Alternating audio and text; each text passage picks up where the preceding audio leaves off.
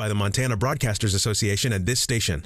Soft Landing Missoula, along with sponsors Imagination Brewing Company and Sweet Peaks Ice Cream, is hosting Missoula's 3rd annual Welcoming Week. In tandem with thousands of other organizations and communities nationwide, Soft Landing hopes to inspire and celebrate welcoming all people to the Missoula community. Highlights of this year's week will include an Eritrean coffee ceremony, an international soccer match, and a Middle Eastern dessert pop-up sale. For more info and a full calendar of events, please visit softlandingmissoula.org.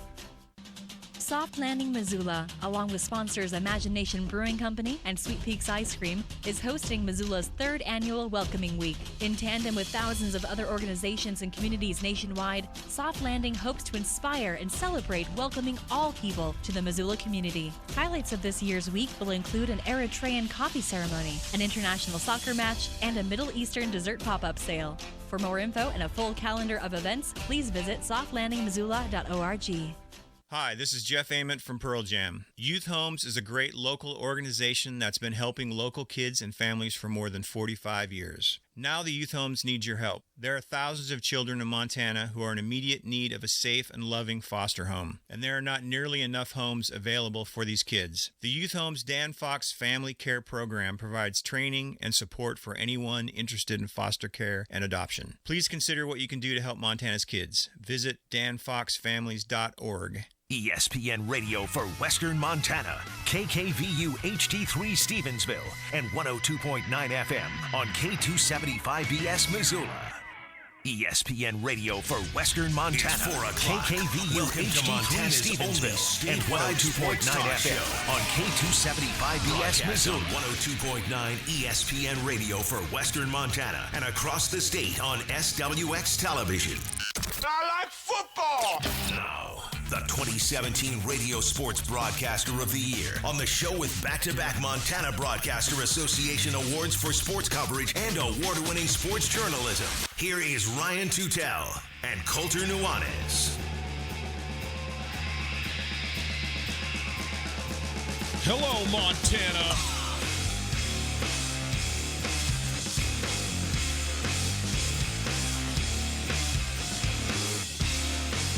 Montana State gets a road win.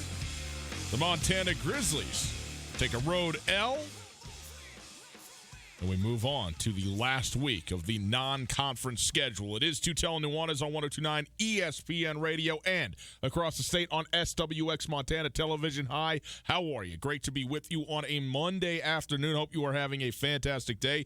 We are broadcasting live from the Kurtz Polaris studios. Kurtz Polaris at 2904 West Broadway in Missoula, Highway 83 in Sealy, online at kurtzpolaris.com. You can find us on the World Wide Web as well. 1029ESPN.com. There you can listen live on the Listen Live tab. You click the tab, you click the deal, you listen. It's called a stream, and it is there all the time. It's brought to us by Opportunity Bank, your local bank, your opportunity. If you would like to pick up your phone and give us a call, we would welcome that as well. 329-1899, 329-1899, the phone number. All guests join us via the Rankish Brothers RV phone line. It is time for our show Outlook. The Outlook brought to us by MissoulaGutterCleaning.com. Safest, fastest, most fun, and most insured company. Visit MissoulaGutterCleaning.com for an estimate today. Today, we start, as we do every Monday of every week, first hour, the Montana Football Hour, presented by Lithia Ford. We're going to talk about the Grizzlies' 35-3 loss at the University of Oregon, and we will talk about the Montana State 23-14 victory at Western Illinois in Macomb. Go through both of those. We have sound from the postgame from both head coaches, and we will talk about these games extensively, both in general off the top and then more specifically as we roll through here. Obviously, Jerry Louis McGee also notably becoming the all-time leader in receptions in University of Montana history, passing Raul Pacheco. He is now JLM at 196. Raul Pacheco at 192, and there is a whole lot of football left to be played in this season. And so, by the way, Jerry Louis McGee was at today's press conference, so we will bring you sound from that later on in the week as well from him, certainly, as he was asked about it. We will, at the top of the hour, cover a game in the NFL that was heard right here on ESPN Radio Sunday, that being the Seahawks game over the Pittsburgh Steelers, 28-26, the final of that one. We will go through that in depth. The Seahawks 2-0 for the first time since 2013, notably the season in which they won the Super Bowl. I'm not saying that's exactly the harbinger, but it is a good start.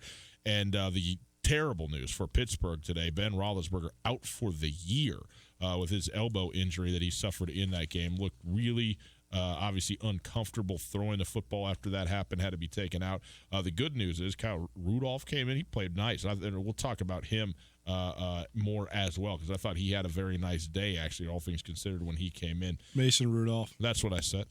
And we will also get into the football happenings around the state at the prep level today in the second hour as well. A bunch of big games around the state, including, how about Hellgate being 2-0 on the season? The Hellgate Knights, outstanding for them and their head coach, Mick Morris. So we'll get to all of it. But, Colter, we start today, as we do, the first show of the week. The first hour of that show, it's the Montana Football Hour. It is brought to us by Lithia Ford of Missoula. And we got a bunch of sound to get to, but quickly, you were there in Eugene at Autzen Stadium. Your just impression of the experience of going, to the game, being in a Pac-12 environment, and specifically Oregon, about 50,000 fans. And it's not a huge stadium, so it was not at capacity, but it was close to capacity. And what you saw on the field in the game in general, and just the experience at large of having actually been there, taking it in, eating the food, talked to the people. What was that like? Well, it was an interesting analysis because I have been to dozens of stadiums in my career, most of which are laughable compared to the stadiums that we get to go to every Saturday when we remain in Montana. Right. I've covered nothing but the FCS and Division II during my sports writing career, so I have not dabbled in the Power 5 or anything like that. That said, I had been to 5 Pac-12 stadiums previous to this trip. I'd never been to a Power 5 stadium in any other league besides the Pac-12. Previously I'd been to Oregon State, Colorado, before they were actually in the Pac-12 when they were still in the Big 12, Utah, when they had just joined the Pac-12, Washington State. So I've never been to UCLA or USC, Stanford, Cal. But I've been to Cal Stadium. I've walked around in there. I've just never been to a game there. Well, you could have gone to UCLA this weekend, as they call it, Oklahoma West this weekend. They gave away UCLA is struggling so badly.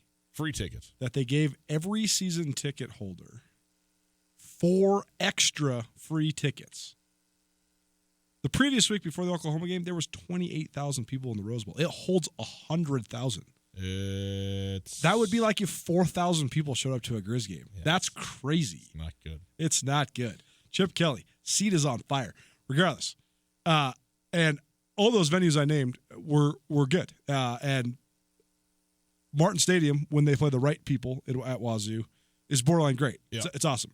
I thought that the way I would characterize Oregon's fans and tailgate experience, very friendly, welcoming. I was, of course, dressed, button-down shirt and everything, but I was walking around with a couple of my buddies who live out in Portland, University of Montana alums. They're wearing Grizz gear.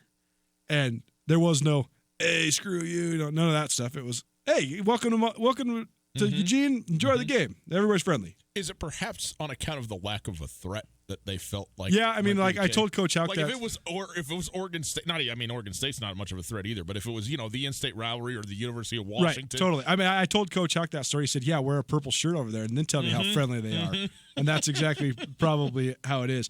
With all that said, right. I thought that the environment was by and large friendly and disinterested, and I thought that the game was by and large disinterested by the home team, and the fans were good, but I didn't think that I could tell that if it was a rivalry game or a conference game, that was going to be the first stadium that I had been to that truly exceeded Washington Grizz. But that said, it did not.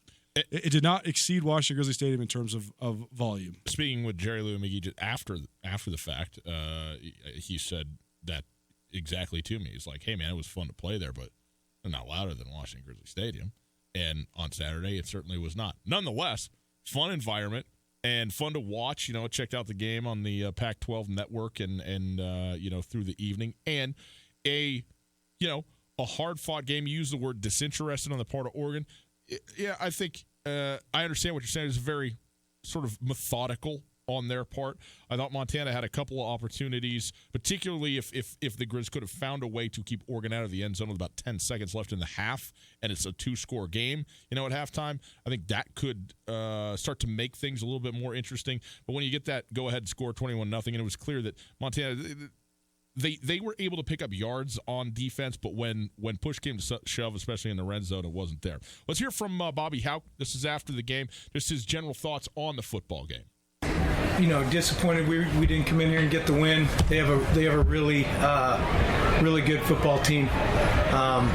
They were better on defense than I thought they were going to be, and they have a really nice team, and the quarterback's just terrific, and we just didn't have enough for him tonight. So there you go. Just sort of an initial gloss on it. Gives a shout out to Justin Herbert there, who, if you hadn't watched Justin Herbert play, there's some things about some stuff when it comes to technique and all that kind of stuff that you go, okay, well, where is he at from an NFL standpoint? But if you're talking about just a dude sitting back there being giant and strong and slinging the football, it's pretty good. He was impressive to watch, no doubt about it, and standing behind that offensive line makes you look that much better too.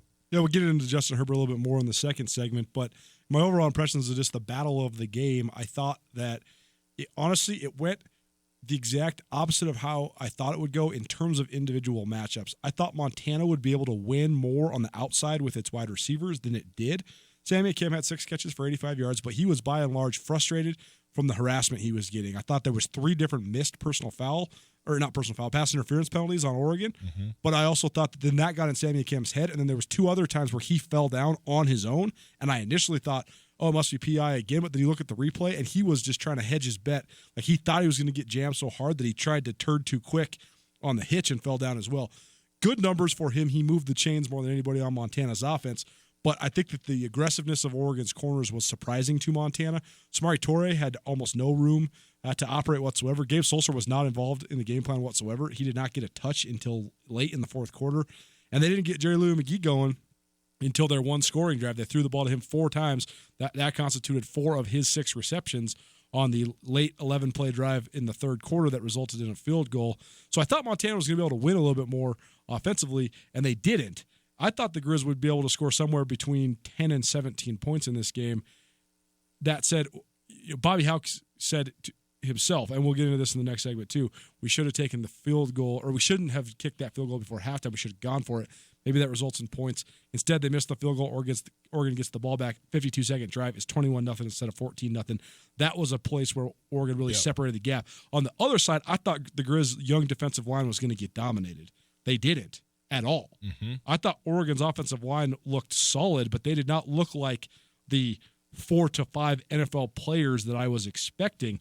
I thought Alex Gubner, by the way, apologies to him. I've been saying Gubner. I cleared it up with Riley Corcoran Thursday night. I asked him, is it Gubner or Gubner? He said definitively it's Gubner. So Alex Gubner, number 99, redshirt freshman, defensive lineman. He's a stud, man. I've been talking about him for the last couple of weeks, but that kid can play, man. He plays really, really, really, really hard. But he also has real deal size. He's 6'3", 290, so he can move with real size. I thought he played well. I thought Eli Alford played well. I thought Jesse Sims played well. And I thought Dante Olson played lights out. I thought Dante Olson was the best defensive player on the field most of the night, period. Oregon or Montana combined. It wasn't just as if he was the last line of defense cleaning guys up. He was making plays. He smoked Oregon running backs in the hole 4 different times. I mean, he decleated Travis Dye and he decleated the Varell kid. He was really, really impressive. I thought he played clearly his best game of the season. Did Dante Olson, 14 tackles in total for Olson. So there you go. Bobby Hauck also had an opportunity to talk about. You got something you want to do here? Well, yeah, I just want to get Coach. I want to share Coach Hauck's comment just on the lines because I thought that was a place where Montana, that was the biggest mismatch in the game going in. But this is why games aren't played on paper. I thought the fact that Montana is going to play 4 out of the 5 main guys that are going to play up front are going to be sophomores or freshmen. I thought that they were going to just get massacred by Oregon's offensive line, and they didn't. They played well. Bobby Hauck on the offensive lines. Well, they're good. I mean, they're really good. I think all 5 of them potentially are NFL players. Several of them have high draft choice grades already. I know that talking to some of the NFL guys. So, they're good. I was afraid they would knock us off the ball, and they did not do that. So that we probably made progress with all those young D linemen we played today. Made progress. That's a good thing. And he said, I thought they would knock us off the ball, and they didn't. That's as close to a compliment as you're going to get coming out of a loss from Bobby Hauck on something like that. So impressive performance, certainly on the defensive side. No doubt. Let's hear from Dante Olson just about the experience overall. He's from Medford, Oregon, which is about 2 hours from Eugene. I know that Oregon was definitely a place that he probably at least thought of playing at growing up. His dad was the head coach of Southern Oregon for a long time. They're in Medford. He's now the high school coach at Medford High School. But he had a big cohort of players, a family greeting him after the game. So I know it was a special opportunity for him. It was fun atmosphere, fun place to play in. We didn't get it done. We played well sometimes, and we didn't get done what we needed to get done. Obviously, it shows up on the scoreboard. Disappointed about that, but it's a fun atmosphere. It's awesome to play. I know you obviously want to win, but given everything about this team, they scored 77 last week, very explosive offense. Are you still pretty happy with the way you guys performed defensively? They're a good team. They're explosive offense, good defense, but you can't be happy with the loss. So obviously not happy about that. Happy about some things, but we're gonna go learn from film tomorrow and get back after it this next week. Probably the best offensive line in the country. What'd you think of the way the front four performed for you guys, your D-line? I thought we did good. You're gonna watch the film tomorrow and learn from it. So obviously, but I thought at points we handled ourselves well, but at the end of the day we didn't get it done. How tough was that QB to bring down? Because there were multiple times a few of you guys had some pressure right there, and he could just kind of elude it, and then like the touchdown at the end of the first half, for example. He's a good player. He's obviously one of the best players in the country for a reason, and he played well tonight, and we didn't get him down when we needed to. So, what was the experience like for you playing close to home? It's cool. It's a good experience.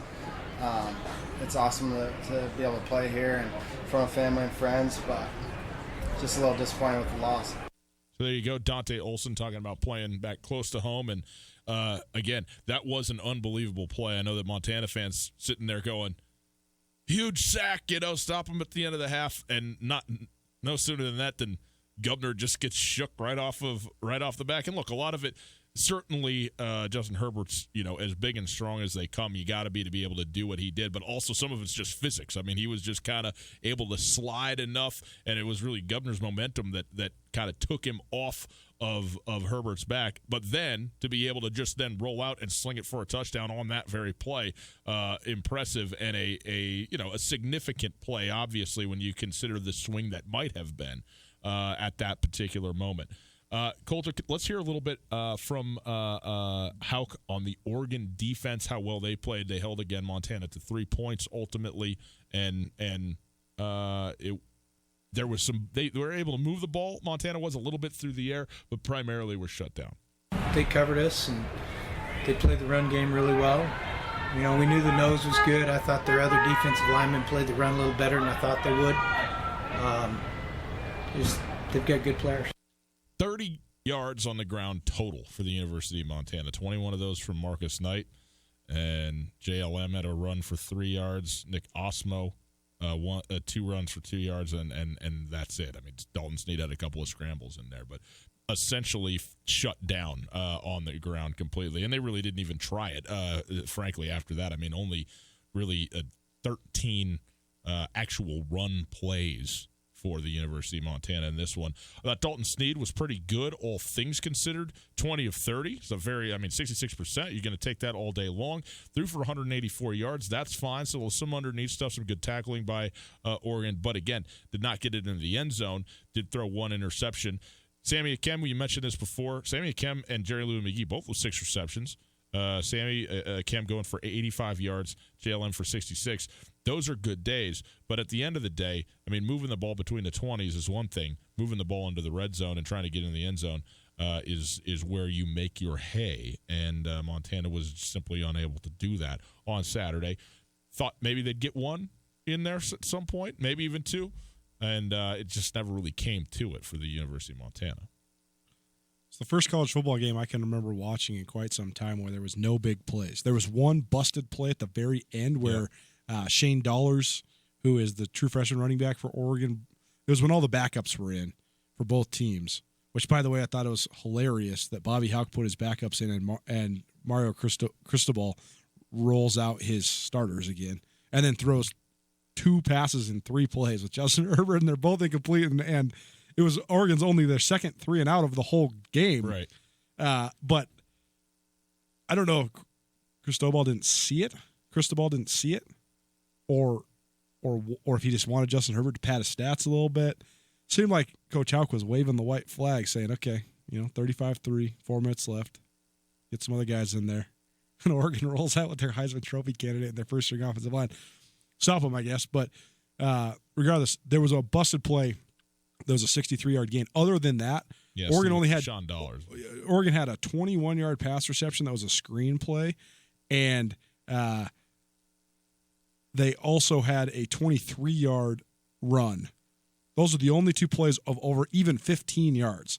On the other side, Montana had a 26-yard gain on Sammy Akem's first reception, which was a kind of a busted coverage because Dalton Snead stepped up, found Akem in the middle of a zone. He was under huge pressure. Mm-hmm. But other than that, no big plays for Montana either. It's a rare thing this day and age of college football when you play 2 teams that have up-tempo, quick-hitting offenses like this, regardless of the disparity in their talent, where you see no big plays, hardly at all. That was strange. Well, you would say that Montana probably, if you're looking for a bright spot, it was the defense. Here's what Bobby Hauck had to say about that, Grizz D. Thought we played hard. We gave up too much. We gave up a 60-yard run there at the end because our freshmen can't do their assignments right. But for the most part, when our non-freshmen were in, we were pretty assignment conscious and we were real good in the run game. I thought we covered them fairly well.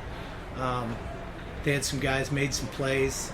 They got the one wheel out in the red zone where we busted coverage. That was too bad. They got assisted by a couple of key late hit that was close, which I don't have any problem with either side of it, the call or the hit. And the pass interference call was, give and take there on the first drive. We kind of had them stopped. So I don't know. We played okay. So there you go. I think you're never going to get, we're really happy with how things went, all things considered. As we said, as Bobby Hauck said last week, what's the litmus test for this game? Winning. That's it. Didn't happen, and the players echoed it as well. So the Grizzlies fall 35-3. They are 2-1 on the season. They return to Missoula on Saturday to take on Monmouth. Quickly, let's shift over, Colter, and talk about Montana State. We're going to get into more of both these games again throughout the rest of this Montana football hour. But the Bobcats win 23-14, a road victory, a very tough and ugly first half, and ugly just from a football sense, not ugly necessarily one team to the other. I know that Jeff Choate would have liked his game to go differently than it did, at least in terms of the first half, especially 7-7 at the end of the first half. Not that anybody knew, because it wasn't available on ESPN3 or Plus or whatever. I'm losing my mind screaming at the You got to know how to audible, man. Come on. You get the MSU Bobcats schedule up, you click watch. If it doesn't work, you click listen. I've been through this plenty of times. You got to have the audible to be able to just listen to it on the radio. I'm happy to listen. I want to watch it. Okay. Well, so does everybody else, but there's no point in sitting there crying about it. No, there's a lot of point in sitting there crying about it. Multi-billion-dollar company, and they're working. It has nothing to do with ESPN. No, it does, because they have the contract with the student-run whatever it is in Macomb that can't figure it out. You know what? It's a slippery slope, because then it comes back to our conversation all about relevancy, and when you actually think about it, maybe the level of football we cover is irrelevant. Then don't buy the rights. Any case, if you're going to have it, you got to have it. They didn't have it for a half. C'est la vie. It was a half, probably as far as Jeff Choate's concerned, that was better left not seen. It was not an attractive football game, and we had to overcome a lot. And you think, when you've got those momentum-creating plays like a kickoff return for a touchdown or an interception return for a touchdown, it has a really kind of deflating effect on your team when you go, oh, here we go again, and you see that flag on the ground. And we penalized ourselves, I think, 3 or 4 different times on special teams today. Very uncharacteristic. There's a lot of holding calls that were, that we had to overcome. And we put our defense in some bad situations. They rose to the challenge each and every time.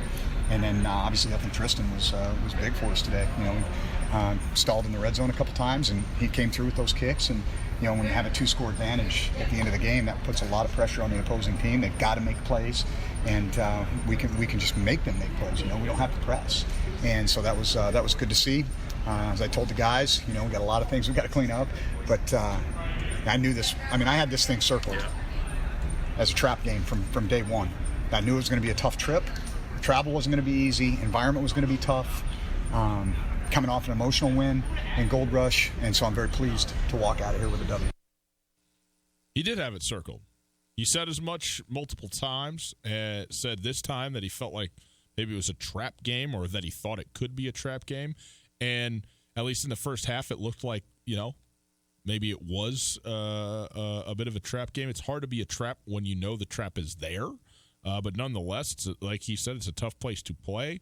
Montana lost at Western Illinois last year. And so just the travel of getting there, you got to go through 3 states even after you landed the plane just to get to Macomb, Illinois. So it's certainly a difficult one and a good team. Like Western Illinois, maybe not as good as a year ago from a talent standpoint, but certainly a strong football tradition and a very good conference and an opportunity. But nonetheless, Montana State probably did not play up to standard, especially in the first half of what they expect to do. At the end of the day, just win, baby, right? Just win. And they did that, 23-14. Montana State up to 8 in the Stats FCS poll nationally. As high a ranking as they've been in a long time, Coulter. I mean, I don't know. 2015. Is that about right? Okay, so 4 years. And they got it done. Tristan Bailey had a huge game for Montana State and is really in a lot of ways the player of the game. And Logan Jones, a couple of really big plays to kind of break the thing open for Montana State as well in lieu of Isaiah Ifanse's absence. So we will get into more of this football game. We're going to keep talking about the Montana State-Western Illinois game, what it means for the Bobcats to have won it and to be coming back for their final home game of the non-conference schedule. So we'll get to all of it right after this. Hey, at the Silver Slipper, it's all about great food, tasty beverages, and their urge to have a good time. Whether you're looking for an affordable family meal or a late-night game of poker, the Silver Slipper has what you're looking for. Right now, Silver Slipper is your football headquarters. Watch with a free shuttle to every home Grizz football game. And are you ready? 56 televisions to watch sports on when you're there. Drink specials every day, a full liquor store, and Tarantino's Pizzeria. Great pizza down there at the Silver Slipper. They also have the friendliest staff in town, too. Silver Slipper has all you need to watch your favorite games. The Silver Slipper shuttle will also get you home safely for free. So hang out, watch some football, and take the shuttle home. You don't have to worry about anything. Be safe for yourself, for others. The shuttle runs till 2 a.m. That's pretty good every single day. Visit thesilverslipperlounge.com for more info. Stop by today and see why the Silver Slipper is one of Montana's best-kept secrets across the street from Super Walmart on Brooks.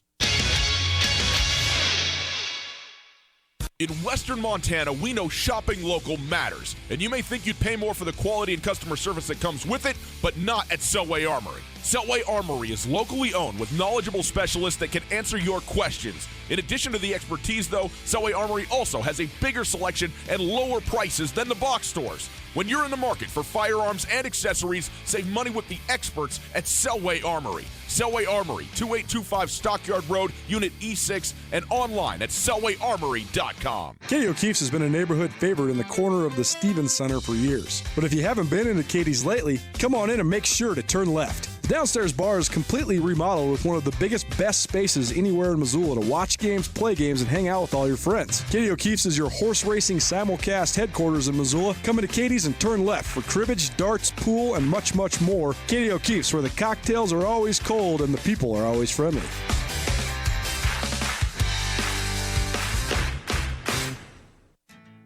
Hey folks, Ryan Tutel here, and I'm with Josh from the Advocates Injury Attorneys. Josh, if our listeners have been injured in an accident, how can you help? We're here to help you after a car accident by negotiating with insurance companies, recovering lost wages if you have any, and even getting you into a rental car if you need one. Call us today for a free consultation, and we'll get started helping you right away. If you need help, get a hold of the Advocates. Call Josh at 640-4444 or online at montanaadvocates.com. You deserve an advocate. Hi, this is Jeff Ament from Pearl Jam. Youth Homes is a great local organization that's been helping local kids and families for more than 45 years. Now the Youth Homes need your help. There are thousands of children in Montana who are in immediate need of a safe and loving foster home, and there are not nearly enough homes available for these kids. The Youth Homes Dan Fox Family Care Program provides training and support for anyone interested in foster care and adoption. Please consider what you can do to help Montana's kids. Visit danfoxfamilies.org. School buses are taking to the roads, and they mean something very important. That is, bus drivers, educators, and parents doing their part to get children to and from school safely. Montana motorists share the responsibility to Montana's kids. Be aware this school year, you are sharing the road with our future. Flashing yellow lights alert drivers that the bus is preparing to stop. Flashing red lights means stop. Children are getting on or off the bus. Watch the lights and obey the signals to help keep our community safe for kids. This school safety reminder was brought to you by the Montana School.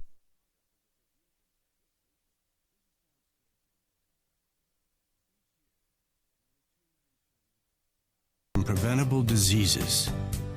Each day, 30,000 people die from hunger. 500 each hour are children. The Borgen Project is turning this around. We need your help. To learn more, go to BorgenProject.org. That's BORGEN project.org. ESPN Missoula Sports Center. Good afternoon. Ryan Tutel, Colton Nuanez, 102.9 ESPN Sports Center. The Bobcats won a hard-fought victory. The Grizzlies lost in the same fashion, and JLM is now atop the Montana record books. Montana State needed a career day by senior running back Logan Jones and another stellar performance from senior kicker Tristan Bailey as the Bobcats had to endure a mess of a game in which they committed 12 penalties to emerge with a 23-14 win at Western Illinois. Jones scored on a 14-yard run in the first quarter and an 87-yard touchdown in the third quarter to finish with a career-high 167 yards in his first start of the season in place of injured sophomore Isaiah Alphonse. Bailey, who nailed 4 field goals in last year's win over Western Illinois, moved to 7 of 7 in his career against the Leathernecks after drilling 3 field goals Saturday. Montana State is now 2-1. Bailey, the Big Sky Conference Special Teams Player of the Week. Montana forced 3 punts and came up with 3 more fourth down stops on the way to holding an Oregon team that scored 77 last week to just 35 in a 35-3 loss at Autzen Stadium Saturday night. Aside from a 63-yard run late in the fourth quarter, Montana gave up only 2 plays of more than 20 yards, including a long run of just 23 yards. Montana senior Jerry Lou McGee, he caught 6 passes, including 3 catches on UM's lone scoring drive.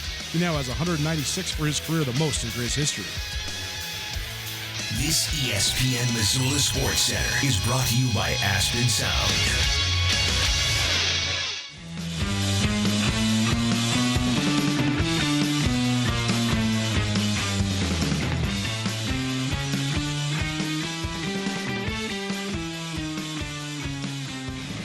Welcome back. It is the Montana Football Hour presented by Lithia Ford here on Tutel Nuanez. Great to be with you on a Monday afternoon. Hope you're having a great day. First day back to work. But good news, the day is almost over. So Monday Night Football coming up. Browns Jets. Never in my life have I been excited for Browns Jets. I'm thrilled about Browns Jets tonight. We are broadcasting live from the Kurtz Polaris studios. Kurtz Polaris at 2904 West Broadway in Missoula, Highway 83 in Sealy, online at kurtzpolaris.com. Coulter, we spent a lot of time on Montana, a little bit of time on Montana State, but just wanted to quickly kind of tie the bow on the sort of broad perspective on the Bobcats win, because at the end of the day, it really doesn't matter how it happened. It just matters that it happened on what was maybe one of the tougher games that Montana State's going to have for a while, certainly in terms of the travel and the opponent, the conference they're in, and so forth and so on. Even though Western Illinois is 0-3, they had to get that win. They had to figure it out, find a way to do it. They did not play nearly as well as they played 2 weeks ago, but well enough to get the victory and move up to number 8 in the polls. Western Illinois is basically set in the house every time Troy Anderson was in the game on offense. That mitigated him, and Montana State really didn't know where to turn. That combined with Isaiah Alphonse, sophomore starting running back, being on the bench. Sounds like he'll be back sooner than later, but he was not available for this game. Travis Johnson's foot is not completely healed yet, so he's not 100%. You got Carl Tucker, who's also a senior running back, he was out. So basically it was all on Logan Jones to be able to carry the run game because Troy Anderson was basically negated. He twisted his ankle in the first half too. So then they slow played him as well because they're really just trying not to wear him out. And I would say 21 for 167, pretty solid. Now, granted, 87 of those are on one carry in the third quarter, but that was I thought Logan Jones was very good for Montana State in the main, along with the offensive line opening it up. Yeah, he's excellent. I mean, that was the greatest game of his career, and he's had a much maligned but also a great story for a kid who's a walk-on from Kalispell Glacier. A lot of mitigating circumstances to that sort of thing. I think that I'll be excited to write my senior profile about Logan Jones when it comes around at SkylineSportsMT.com because Logan Jones went through some stuff early on in his high school career where he was involved in a hazing incident at Glacier High School where he was one of the instigators, and he got completely and utterly blown out of proportion. It became a regional, and somebody maybe would argue a national story. He got charged with a bunch of stuff, and it was wild. And he was a kid. He was like 15 years old, and that really tarnished his reputation. And then his mom passed away, and he just had a terrible time dealing with that, as anybody would when they're just a kid. And I think it took him a long time to grow up. And I think, as Jeff Choate said, took Logan Jones a long time to realize that he needs football, maybe more than football needs him. And for him to come all the way back from that and then tear his abductor muscle in his abdomen his senior year, which was last year, and then make the sacrifice to play 4 games, even though he probably should have sat out the whole year, but then to cut it off, to maintain this 5th year, and then to come back and then to fight it out, but you're buried behind Infonse. Nobody knows that Troy Anderson's playing running back, and now you get your opportunity and to go have that performance on the road. Pretty Impressive. Good. And you mentioned Western Illinois. I mean, Western Illinois, you can talk about the quality of the teams and all that stuff. Western Illinois is 32-4 at home in the non-conference this decade. That's it. I mean, there's been plenty of teams that are not Missouri Valley teams that have gone to Macomb and lost. There's a whole bunch of different factors, but Jeff Choate talked about it. I mean, when Montana State wheels on the ground with the airplane, it took them 5 hours to get to Macomb. That's a hefty trip when it's not just an exclusive bus trip. When it's a plane trip, then a bus trip. Can't make excuses. It's part of FCS football. But like Choate said, you're sitting there freaking out because you can't watch the game on your streaming device. Choate said that the broadcast was such a disaster that a main portion of when you have games on TV is the communication between the production truck and the officials to tell the coach when the TV timeouts are coming. He said they didn't know when the TV timeout was coming for the duration of the game. So he doesn't know what the ebbs and the flows of the game were. I also thought, he said this in the press conference today, and we'll play some of that sound for you later on this week, but he said, you can gripe about penalties. We have to get some of the penalties cleaned up. But he said, it's unacceptable to me to have pre-snap penalties, illegal formation, false start. That's unacceptable, and I will never accept it. He said, I am never going to get on my guys for penalties that involve aggressiveness. He said, if it's a dumb late hit out of bounds, I'm going to be mad at you. But if you're just running through the ball and you get flagged because you're a second late, I'm not going to tell you to hold up because it's better than the alternative. Yeah. If you're getting a holding call because you're just trying to battle and you're trying to protect the quarterback's blind side or whatever it might be, I'm not going to get mad at you. I want you to be aggressive. And there was also some insinuation there too. Montana State has never had they've never had double-digit penalties on the road under Jeff Choate. Not one time in a 38-game sample size, and they had 12. I thought some of the calls were pretty questionable on both sides. What was their total in this game? I think 22, maybe 24 penalties. Okay. It was a disgusting game. They were calling ticky-tack PI on both sides. They were calling ticky-tack holds on both sides. They called a personal foul on what was just a great hit on a kickoff. So it was an ugly game. I think a lot of pundits would say, how does Montana State move up 2 spots to number 8 in the country when they looked honestly bad, with the exception of Tristan Bailey and Logan Jones really carrying the day? But they went on the road and got a Missouri Valley Conference win, and they are one of the only teams in the top 10 that have 2 FCS wins against quote-unquote quality opponents, Power 3 league opponents. So they deserve some of the accolades that they've been getting. And another, what it's worth, another coin in the piggy bank in the Big Sky Missouri Valley Challenge. Tutel Nuanez, 102.9 ESPN Radio, SWX Montana is the Montana Football Hour, brought to us by Lithia Ford. One big question, Coulter, from each side. For the Cats, just quickly, at what point are the self-fulfilling prophecies a bad idea? We heard Jeff Choate talk about it. He talks about everything all the time and basically says he just casts his vision out there both broadly and specifically all the time. And A lot of times it has come to pass, so give him credit for the clairvoyance, I guess, but also seemed like he heaped, to me, a lot of pressure on his team going into this game that maybe didn't have to be there. I don't know how much of a contributing factor it is. Maybe he avoided an upset because he was so forward with how big a, quote, trap game this was. Who can know what the alternatives might have been, but is there a point at which where you go, hey, man, just like, I don't know, maybe don't say everything. I mean, that's my question, is that when you identify this game as a trap game, he said he identified this last spring when they first signed the home and home. That's going to be a trap game. It's just a tenuous situation to put yourself in. If you turn out being right, you're completely vindicated. If all of this stuff that Jeff Choate has been talking about for 4 years comes to fruition, you are vindicated, and you are king in Bozeman. If it all comes to fruition, Montana State goes out and gets a playoff seed this year, they contend for or win the Big Sky title, and you prophesize the whole thing, that's pretty darn good. But if you don't, if any time it falters, you get egg on your face, and then that's where it's sort of a weird look. It's kind of a double-edged sword, right? Because on one hand, you put your team on high alert. Hey, this is going to be difficult. It's going to be messy. We're going to have to figure out how to claw our way to a win. They did. They won. On the other hand, you put that in your kids' heads, and so maybe that affects performance. I don't really know. There's no way to really discern between which one is more accurate, but I think there's a little bit of both involved. I would just say this. On this game, I thought this was unique. I thought this was an aberration to a certain extent, because I haven't heard Jeff Choate do what he did for this game for other games. He was very, very specific about this game and at a lot of different levels, and I had not heard it like that from him before about individual games. Always casting his vision, but not quite as direct as he was about this football game. And was it the right or wrong thing to do? Well, they won the game, so you can't argue. Can't argue. That's it. For the Grizz, Colter. One more thing, just to close out the Cat conversation. It is easy to forget guys that are missing, and injuries are a part of football, so you never can lean on it as an excuse. But Montana State's defense has been excellent. Giving up 45 to Texas Tech, I know they gave up almost 700 yards. A little bit of an anomaly of a matchup, but they didn't look completely overwhelmed in that game, and then they've looked flat dominant the last 2 weeks, and that's without Munchie Filer, who's their number one corner, without Ty Okada, who is their number one nickel. Troy Anderson is certainly banged up. So you do have some guys missing, but I think the defense has been as advertised.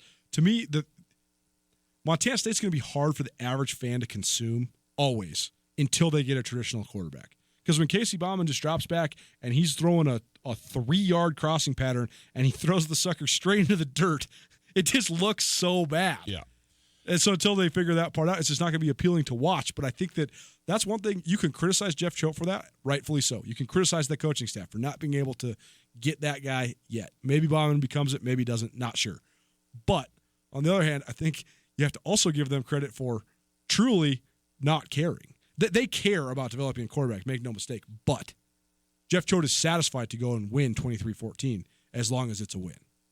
It's Tutel Nuanez, 102.9 ESPN Radio. We're going to take a quick break, come back, and get to some more sound from Bobby Hauck and from Jeff Choate as well. Talk about these games, get to one big thing for the Grizzlies as well. It is the Montana Football Hour, and it is presented to us by Lithia Ford of Missoula. The Montana Football Hour from Lithia Ford. You go down over there to Lithia Ford right now on Brooks, okay, across from the Super Walmart on Brooks, and right now, 0% for 72 months on the 2019 Ford F-150. The Ford F-150 makes tough tasks look easy, whether it's working on the job or heading out on a weekend of recreation. Also available is the all-new 2019 Ford Ranger at 1.9% for 60 months. The all-new Ranger tested under more extreme conditions than you will likely ever encounter. Set a date for your next adventure. Your Ranger is ready to get you there. Lithia Ford, across from the Super Walmart on Brooks, they have a huge inventory of new and used cars and trucks. Visit lithiafordmissoula.com. That's lithiafordmissoula.com for more information. Search new and used inventory, financing specials, and get yourself in a Lithia Ford today. Lithia Ford is an official sponsor of the Montana Grizzlies and Tutel Nuanez's Montana Football Hour. That's right, lithiafordmissoula.com. Hi there, it's Les Schwab Tires. You know, we've been helping keep folks safe on the road around here since 1952.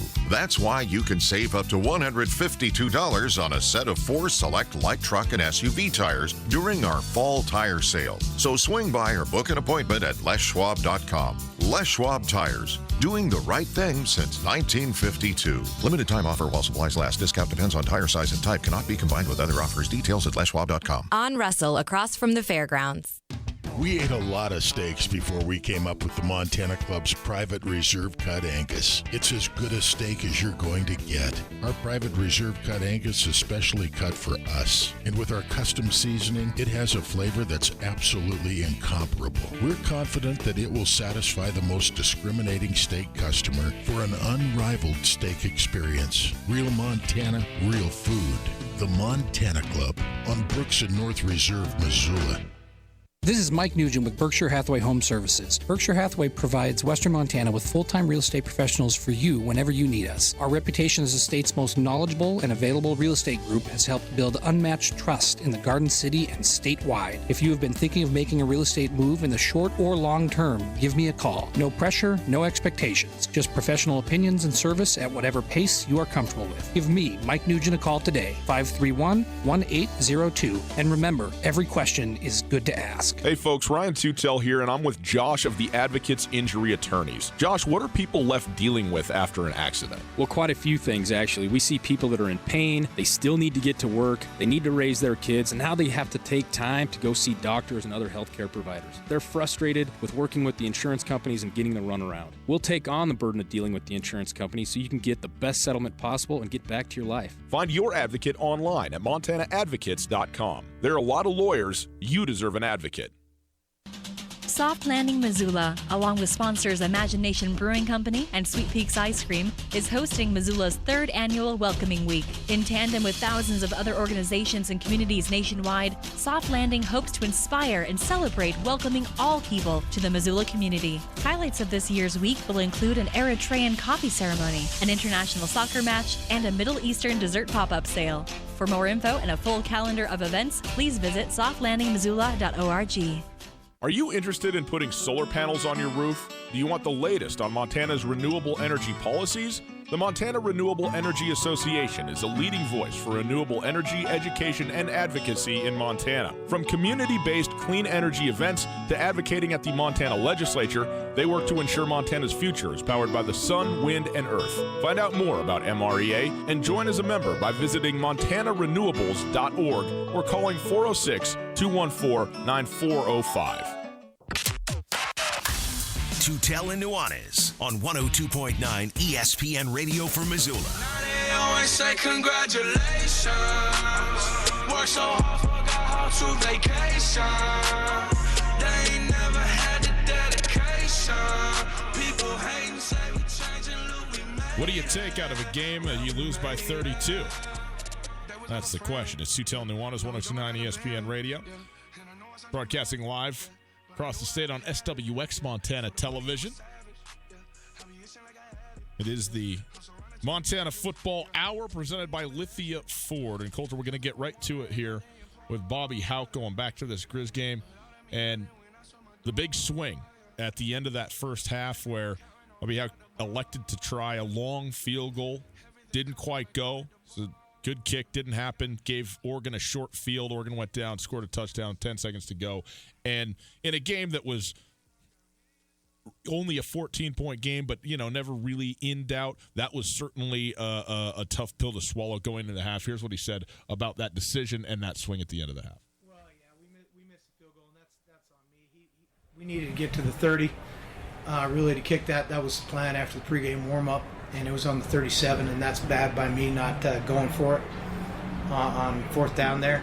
And then them, you know, we had them down. We had them in our grasp for a 12-yard loss with 10 seconds left, and then we lose our guy in man coverage. And you know, instead of being 14-0 at half, it's 21-0. We're up against it a little bit more. I would have felt better about things had we been down to 14.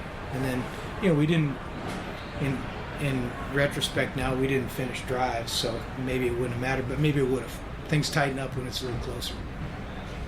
And that's the thing that he's absolutely right on. All of a sudden, Oregon, if they go in at 14-0, or even, hey, maybe it goes in 14-3, whatever, you sit there and you say, maybe it's start to get a little bit of nerves time going. But at the end of the day, you got to they never did get into the end zone, so that game was not going anywhere quickly for the Grizzlies. Justin Herbert, 5 touchdowns in this football game. Nonchalantly. Was in control the whole time. Here's what Bobby Hauck had to say about the outstanding Oregon quarterback. He's a great kid, first of all. I mean, he's just awesome. He's got to have something good about him. His dad went to Montana for a couple of years, so Mark was at Montana when we were there. I think he was a sophomore and I was a freshman. But he's a good player. You guys know, I talked about him all week. I had high regard for him before the game, and I just think he's a smooth operator. Okay, so there you go. So then the question is, what do you take out of a game that you lose 35-3? Well, we need to get better. We lost. We came here to win. We didn't do it. That would be the answer. We need to get better. We lost. We came here to win. We didn't do it. I mean, that is, if you want to highlight for two guys who I think there's actually a lot of similarities to, the biggest difference between Bobby Hauck and Jeff Choate gives you 30 minutes to say everything. Bobby Hauck says everything in less than 4 seconds. Well, we need to get better. We lost. We came here to win. We didn't do it. End of story.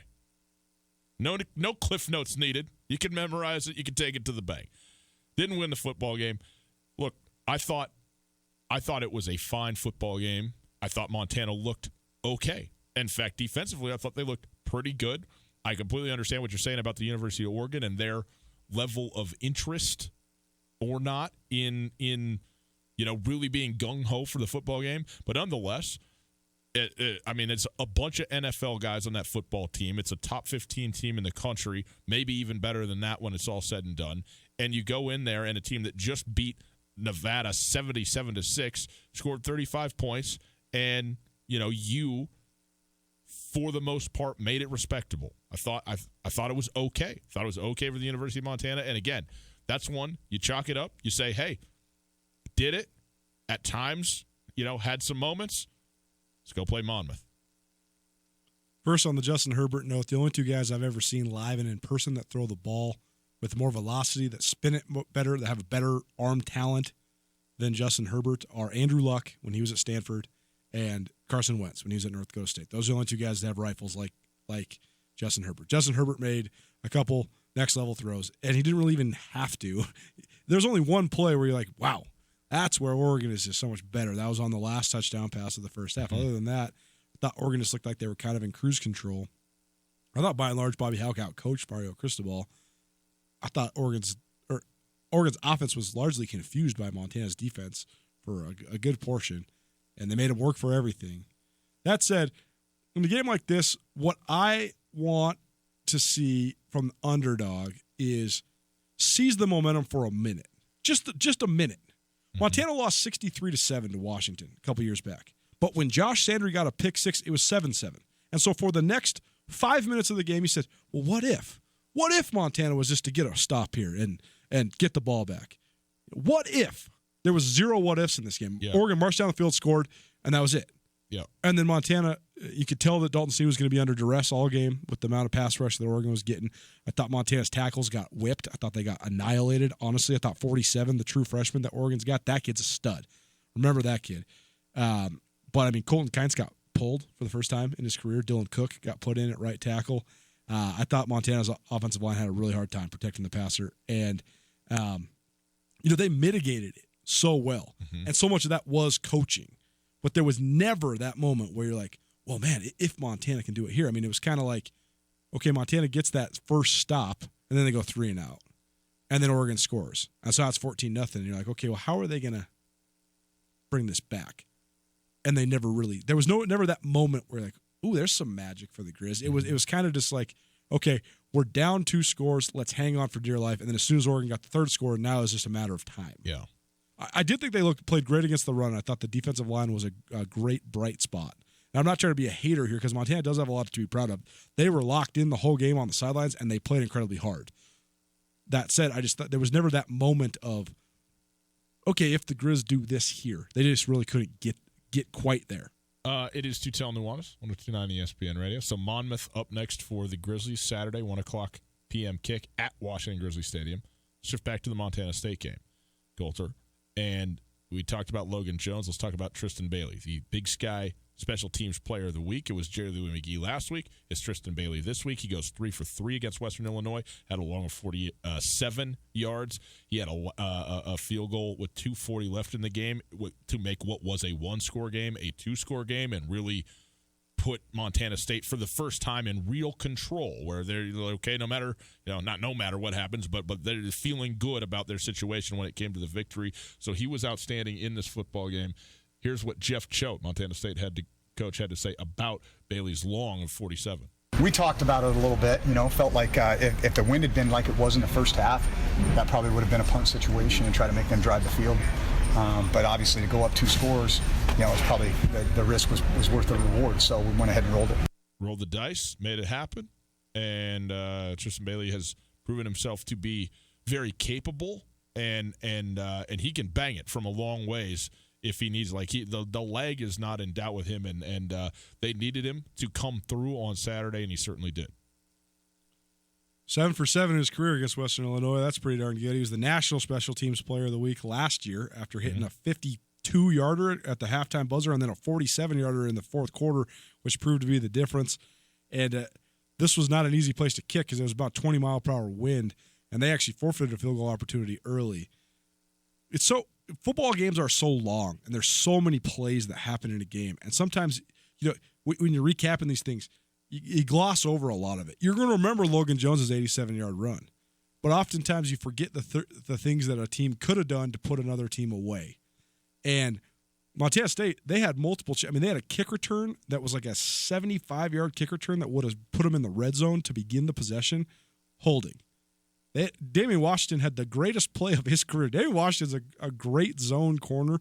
He has below average speed even for the FCS, but he's a 4-year starter because he's so smart. He knows the ins and outs of the defense. He knows how to play positional football. He angles and all those sorts of things. He's a master of it because he's such a smart kid. Damian Washington will be the first one to tell you. I'm no burner. Damian Washington had the greatest play of his Montana State career when he picked off a pass, and he looked like Jerry Louis McGee, back and forth, winding all the way around. He must have ran 160 yards, and it was a 90-yard return. Holding.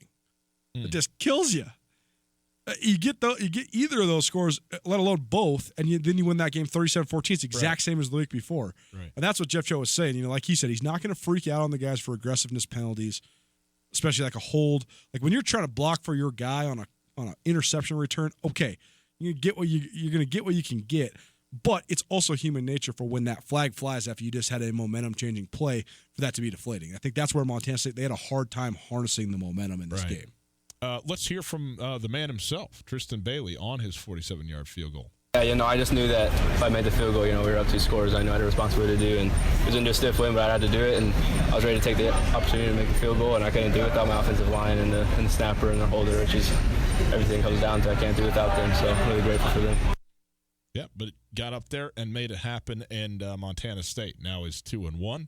They are number 8 in the nation, according to the Stats FCS poll, and they return home to Bozeman, strike the stadium game for the Bobcats. So take a note of your section, Montana State fans, as they host Norfolk State next weekend, next Saturday. That also a 1 o'clock kickoff in Bozeman. Coulter, quickly at the Stats FCS polls in total, UC Davis, they beat Lehigh 41-13. They are still at number 4 in the nation. Weber State lost to Nevada, but in a close game, Nevada, man, if they lose to an FCS team after that thumping at Oregon, it might be curtains for the Wolfpack. 19-13, though, the final score of that football game. Weber State, they remain at 6th, and they played a very good game against Nevada, all things considered. They should have won the game, man. They so many missed opportunities. They had another kick return for a touchdown call back. That's the second in 3 weeks against the FBS team. First of all, Jay Hill knows how to scheme it up. Second of all, the only guy in the country that's better than Jerry Louis McGee at this stuff is Rashid Shaheed. He's ridiculous. Everybody everybody knows it. I mean, he's housed, I think, 5 kicks already. Don't give him the football. They don't kick it to him. He's insane. But Weaver should have won that game.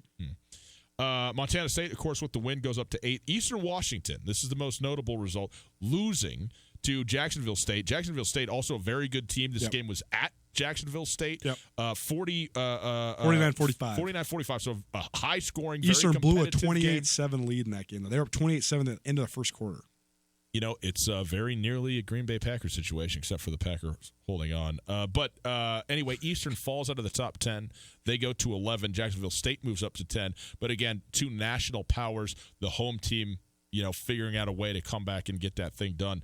So EWU now down to 11, and Montana moving up 1 spot, even with the loss to Oregon, to 19th in the nation. So that is the Big Sky outlook, at least for the Stats FCS Top 25. Other notable games, Towson took down Maine, so Towson's up to number 5 in this week's poll. That's the highest they've been ranked since they went to the national championship game 2013. The Citadel, after losing to 2 ranked FCS teams, goes on the road and beats Georgia Tech. So that's a FBS victory for the Citadel. So Citadel gets into the top 25. And there was some other movement in the polls. As far as the way I voted this week, I had UC Davis at 3. I dropped Eastern Washington all the way down to 20. I think that Eastern's got to beat somebody for them to move back up in my poll. And I had Montana State at 9, so 1 spot below where the full poll had them. And I had the Grizz up to 13. So I think highly of the Big Sky team. And I had Weber State at 6, right where they were. So my top 3 in the Big Sky were about the same as the rest of the nation voted. I had the Grizz a little higher, and I got Eastern way lower. Yeah. Okay. That is the Montana Football Hour presented by Lithia Ford. The first hour of every show every week dedicated to football across the state of Montana. And once again, we've done it, and we will continue to talk Montana State football and football across the state of Montana, of course, just so you know. Doesn't mean it's over. We will, however, out on the other side, get into the Seattle Seahawks.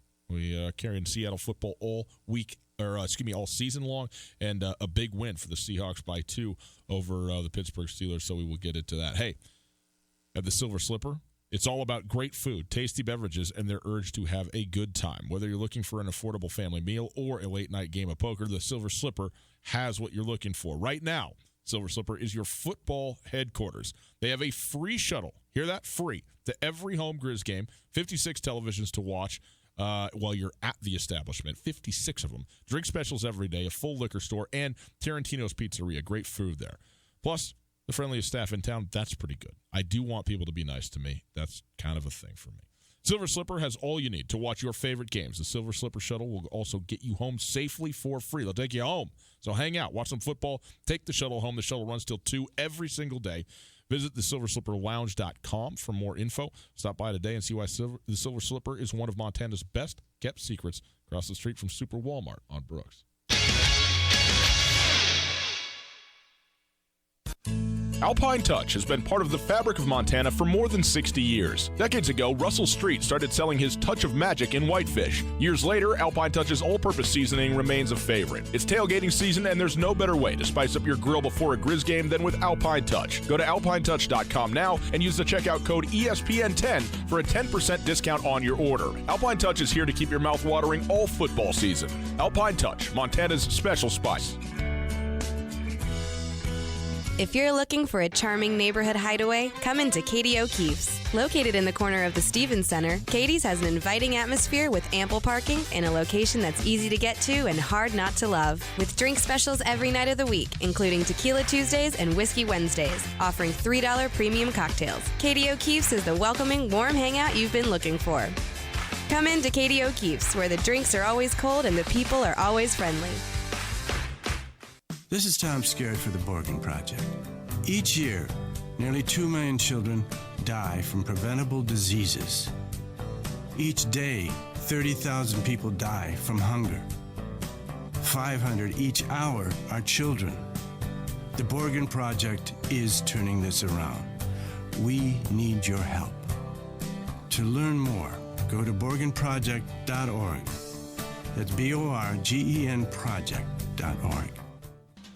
Soft Landing Missoula, along with sponsors Imagination Brewing Company and Sweet Peaks Ice Cream, is hosting Missoula's 3rd annual Welcoming Week. In tandem with thousands of other organizations and communities nationwide, Soft Landing hopes to inspire and celebrate welcoming all people to the Missoula community. Highlights of this year's week will include an Eritrean coffee ceremony, an international soccer match, and a Middle Eastern dessert pop-up sale. For more info and a full calendar of events, please visit softlandingmissoula.org.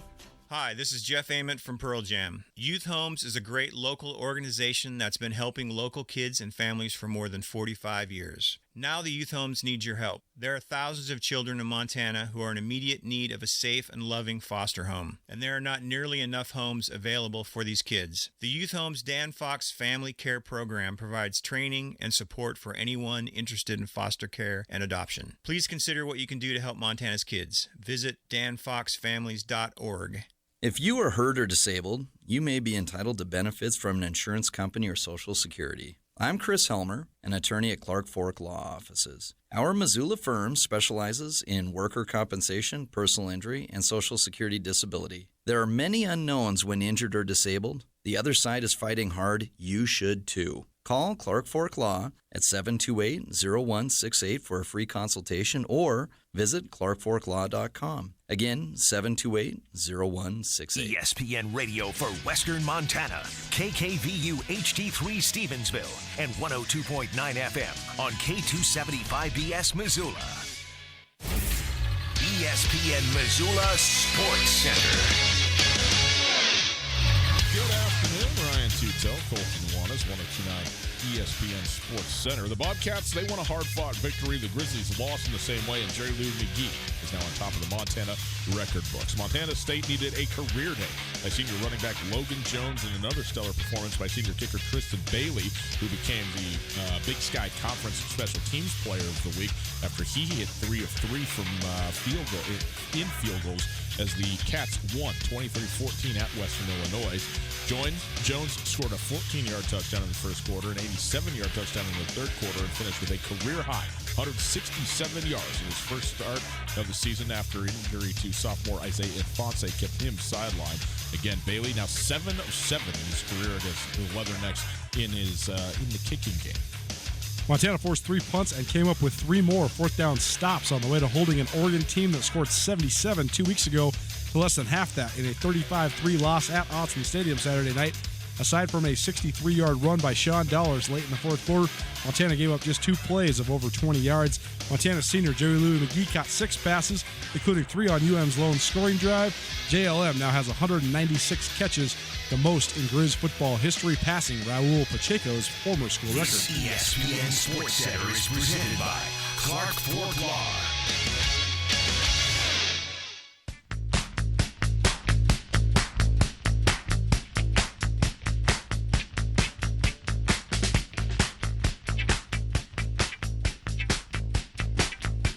Welcome back. Tutel Nuanez, 102.9 ESPN Radio, SWX Montana Television, hour number 2. Great to be with you on this Monday afternoon. Hope you're having a great day. Broadcasting live from the Kurtz Polaris studios. Kurtz Polaris at 2904 West Broadway in Missoula, Highway 83 in Sealy, online at kurtzpolaris.com. If you missed anything in the first hour, the Montana Football Hour, you can listen on the podcast. The podcast available all the time, everywhere, on all your favorite podcasting platforms. Rate it, review it, subscribe to it, check it out. Podcast available thanks to the Wingate by Wyndham Hotel. You want to call 329-1899, the phone number. All guests join us via the Rankage Brothers are. The Seattle Seahawks game you heard here on Sunday. You'll hear the Seahawks games all season long. Seattle Seahawks 28-26 winners over the Pittsburgh Steelers. The big news really out of this game is Pittsburgh, which is really terrible news for the Steelers. Ben Roethlisberger out for the year. Injured his elbow, his throwing elbow, and will have to undergo surgery, and it will end his season. So now Mason Rudolph going to come in and become the new quarterback for the Pittsburgh Steelers. Rudolph, by the way, came in 12 of 19, 112 yards and 2 touchdowns, did have an interception. I have liked Mason Rudolph, by the way, ever since he came out of Oklahoma State. I think he throws a fantastic ball. He's got NFL arm. Sleeping on this guy. He's in a pretty good situation. But look, if you lose Ben Roethlisberger, if you're the Pittsburgh Steelers, no amount of young, plucky kid is going to replace that. So certainly disappointing. That said, it's all about the Seattle Seahawks, man. They went in to Pittsburgh on, Pete Carroll's 68th birthday. 68, man. You kidding me? He's out there running around. Only dream of looking that good when you're 68. Punching Jadeveon Clowney in the chest, and Jadeveon's just laughing hysterically at this guy running up and down the sideline. It is a college program he's running. It's unbelievable. Anyway, 68 years old. Pete Carroll, they travel into Pittsburgh and get a win. And honestly, there's two things that stood out to me. First of all, well, a couple of things. The Seahawks had this game well in hand until a Chris Carson fumble, which he rarely does. I think he fumbled like 3 times all of last season. Fumbles the ball, and Bush picks it up for Pittsburgh, takes it back to about the 3-yard line, and the Steelers cash it in to make this a close game because this is, relatively speaking, a low-scoring football game. But Seattle had the ball, had a double-score, 2-score lead, and then that fumble really turned the tide of that football game potentially. But the other thing that stood out to me in this thing was how good Rashad Penny looked. For the first time in his professional career, he clearly outran Chris Carson. Rashad Penny, 10 carries for 62 yards compared to 15 carries for 60. But the 37-yard touchdown, the lone touchdown on the ground for the Seahawks came from Rashad Penny, and he looked like the guy that they went out and tried, and did spend a first-round pick to get. They didn't, I don't want to say don't want, but like Chris Carson's a 7th-round draft pick who you see if he can play, and all of a sudden he's better than what you thought or whatever. You hit on him, and that's great. But you don't spend a first-round pick on a guy thinking he's going to back up a 7th-round pick from a year ago. They want and need Rashad Penny to be good. He looked really, really good for the first time, and that was impressive. And there's no reason both these guys can't get work done. But that has to be a sign of great optimism for Seahawks fans, the way he played. By the way, San Diego State, boys and girls, the ties, they'll never end. We buried the lead big time here, Gus. Why? Because Will Dissly scored 2 touchdowns. Will Dissly did score. Will Dissly scoring 2 touchdowns should lead any Montana-based sports show, point blank, period. We had the Montana Football Hour. Will Dissly should be part of the Montana Football Hour because Will Dissly is Montana, man. How about Will Diss is, I got to say, I got a great affinity for Will Dissly. I love me some Will Dissly because I covered Will's whole high school career when I was still working at the Bozeman Chronicle. They won the state championship my last year at the Chronicle, and Will's big brother Nick was one of my good friends in Bozeman. Nick was a great. Is he his big brother or just his older brother? I mean, you're gonna think this is crazy. You're gonna think this is me being an Uncle Rico. Nick Dissly is way more athletic than Will Dissly. Nick Dissly was among, if not the greatest high school athletes that come out of Montana in the last 20 years. Nick Dissly turned down football scholarships to Oregon State, and Washington State to play basketball for the Cats. And it was one of the dumb decisions ever. And Nick would tell you that. Nick was a 3-time All-Big Sky player for the Cats. He was great. He averaged 17 points per game for his career. High flyer. I mean, Nick Dissly has a 40-inch vertical. There's no question. He was the biggest dunker, this side of maybe Jack McGillis of the last 15 or 20 years in Montana. There's no doubt. That Bozeman High team that won the state championship in 2002, that went undefeated, they won their games by an average of 27 points. Nick Dissly, Gatorade Player of the Year. I mean, Will Dissly, 6'5", 265. Nick's about 6'4", 210. But as far as athleticism goes, Nick is faster, can jump higher. He's a more versatile athlete. He's a way better basketball player. But that doesn't nothing to do with taking away from Will Diss and his 2 touchdowns. How many touchdowns does Will Dissly have now? He's got like 5 touchdowns in like 7 games. Yeah. Because he blew out his knee terribly, and I think his 3rd game of the season last year. So he's truly played, I think, 4 full NFL football games, and I think he has 5 touchdowns in those 4 games, if I'm not mistaken. We'll check on that. Will Dissly's breakout performance of his college career came against the University of Montana when he was a captain, when he had 2 touchdowns in that football game. And I rode the train home with his parents, and I knew they were his parents because there's not that many folks rocking the Dissly shirt the Disley jersey that are 6.5 feet tall, well into their 60s. Oh, yeah. So, Russ, his dad, is the tallest one out of all of them. He's a big dude. Well, a very tall guy, I should say, at least. He's not as broad as Will. Oh, no, he used to come to the gym all day. I mean, he's legit 6'6", 6'7". I mean, he is a tall man. Yeah, sometimes you don't need to ask, are you the father of? It's like, just put it together there, Sherlock, and figure it out.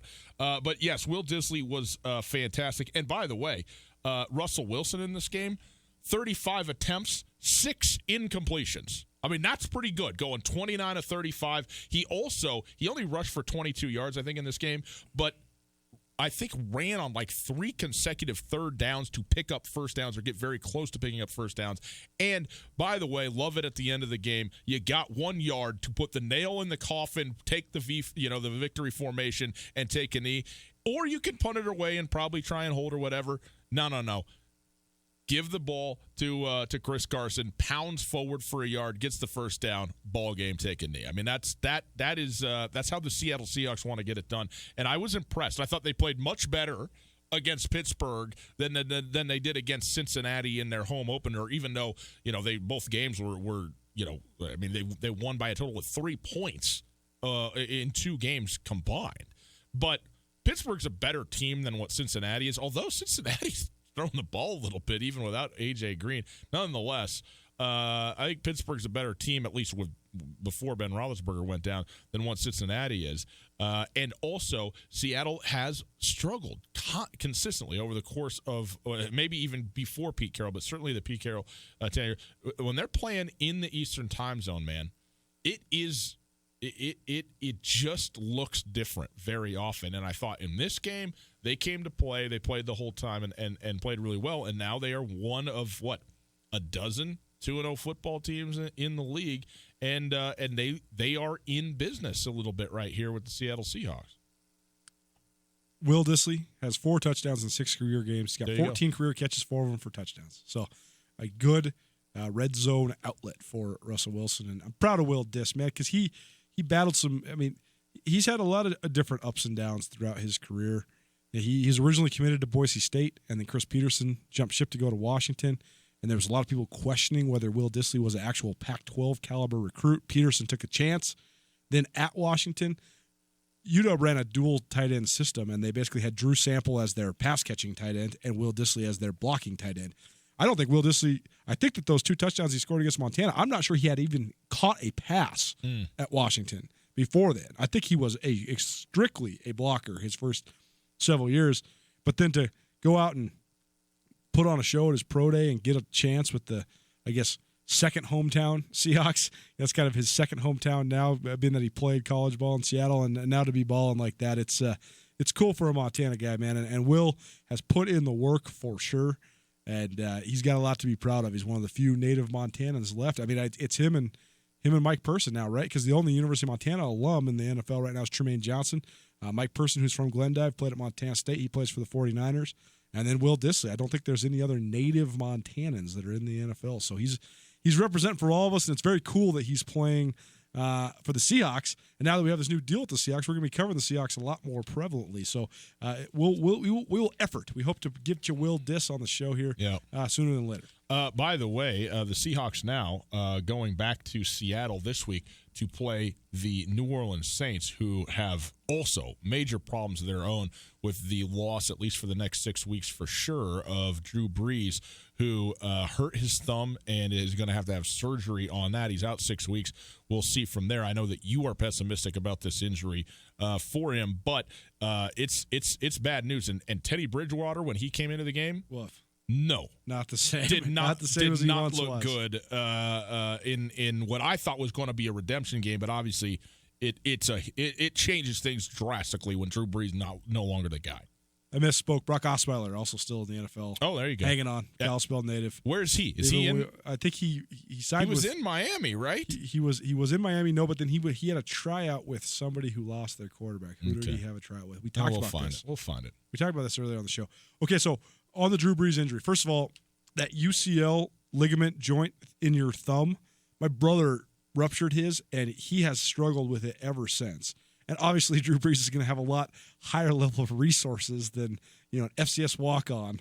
But I could tell you, I'm not saying it's going to be a career ender, but it is going to nag him for a really, really long time. Honestly, of all the injuries that you could suffer as a quarterback, to have that happen to your right throwing hand is brutal. Just because of how long it's going to linger. It's never going to go away. This is going to bother Drew Brees till the end of his career. Yeah. Regardless of if it impacts him in total, I'm not sure.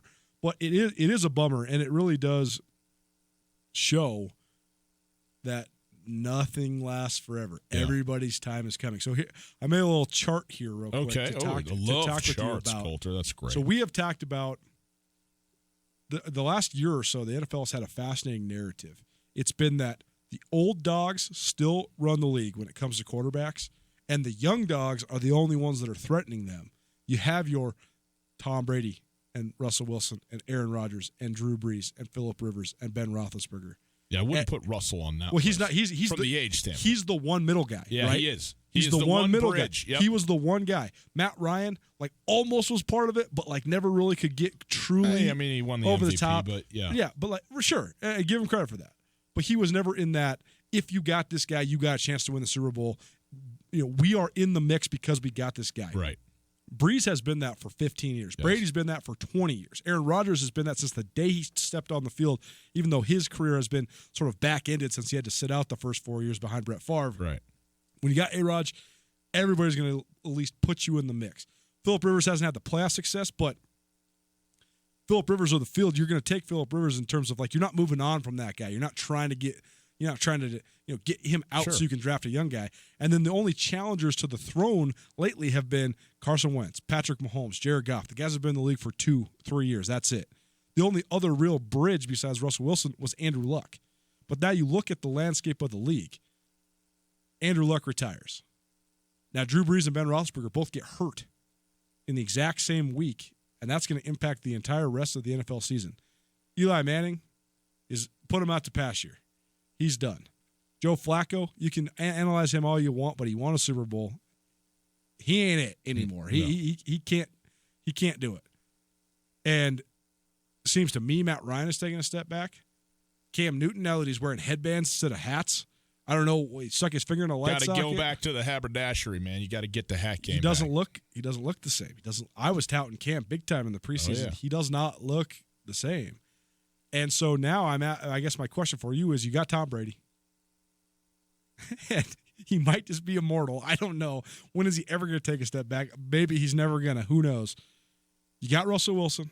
Well, I'll eat it. You don't have to eat it. You've never denied how good Russell Wilson is. I think Russell Wilson's great as a player. He just bugs me. But that doesn't matter. No, but Russell Wilson is outstanding. And you've never said otherwise. No, he's outstanding. And I don't know where I'm at with Phillip Rivers either. So I guess what I'm asking, you still got Aaron Rodgers still. But Rodgers has been a question mark. So he's not a question mark because he's Aaron Rodgers, but he has not been.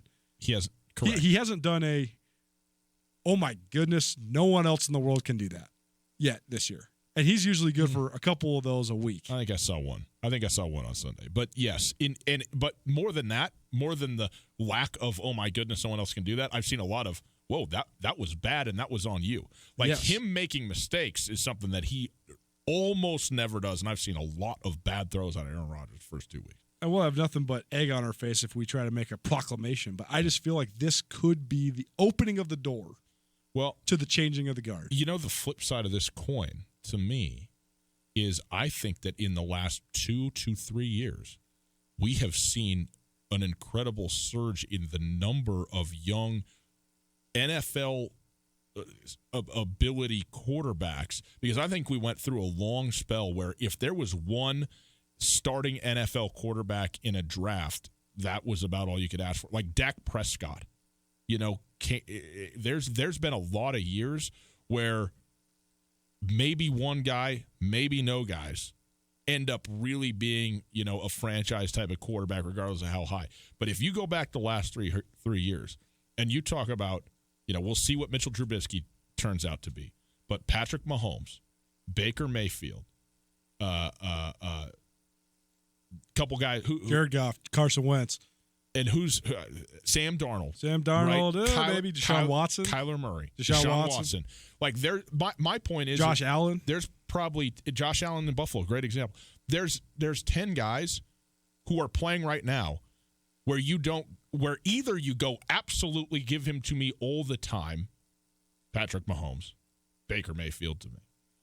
But none of those guys do you go, wow, you missed the boat entirely. Like, pick the guy who you think is the worst out of that whole group, and you're still like, hey, significant upside. There's still a real chance that this guy could be really good. Not just like, not Andy Dalton tenable for a football team to get you maybe to the playoffs every once in a while. Like, actually legit, you lead your team to as far as they want to go at some point in the course of his career.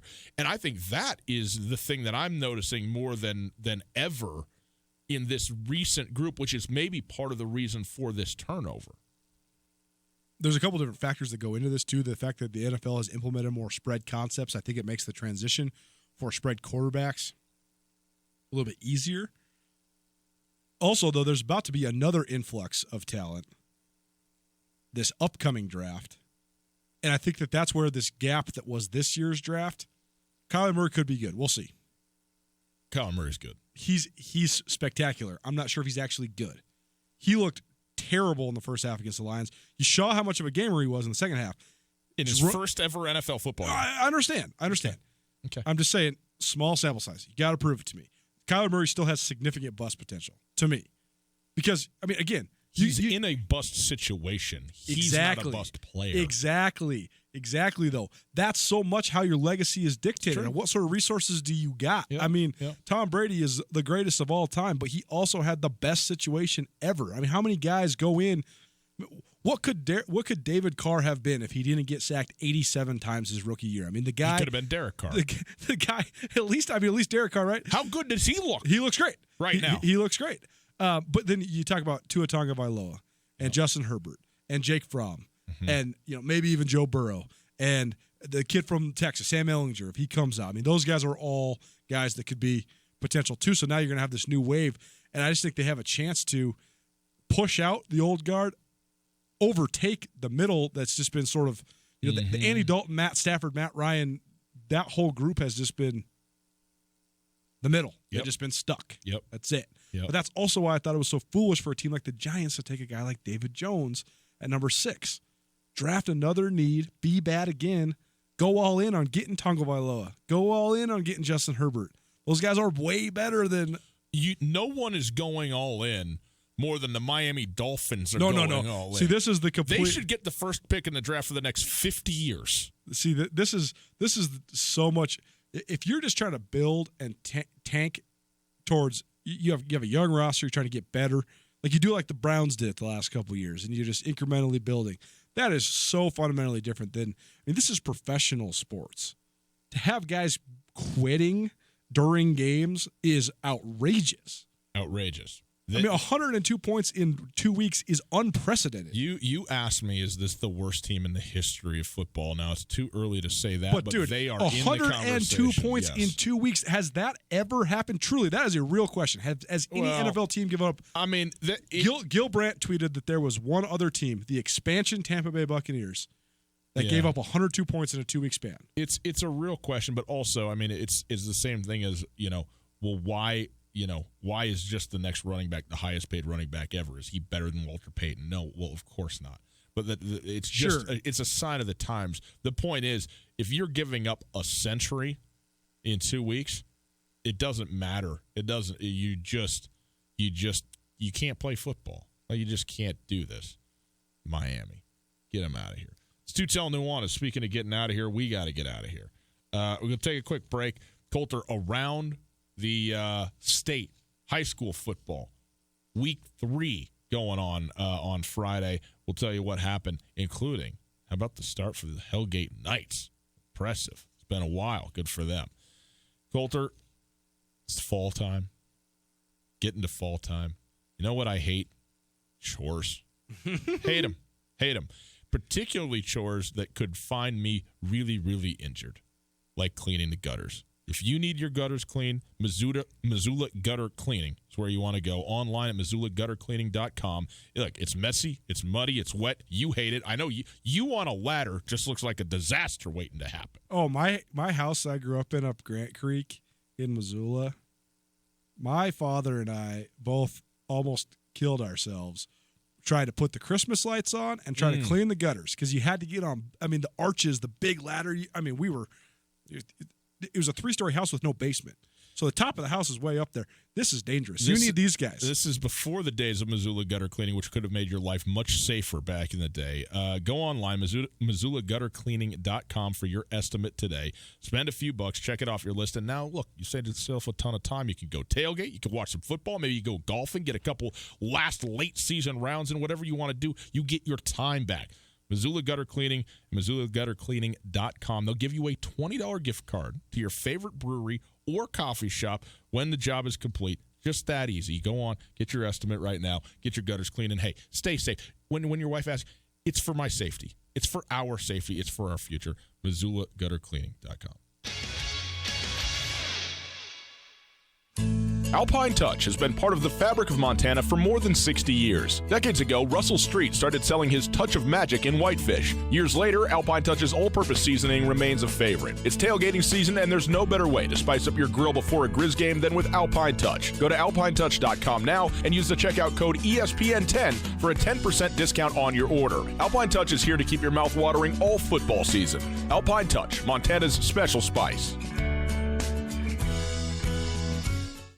No matter how far you may go, there's always one just down the road. Town Pump, ooh, pump it up, pump it up.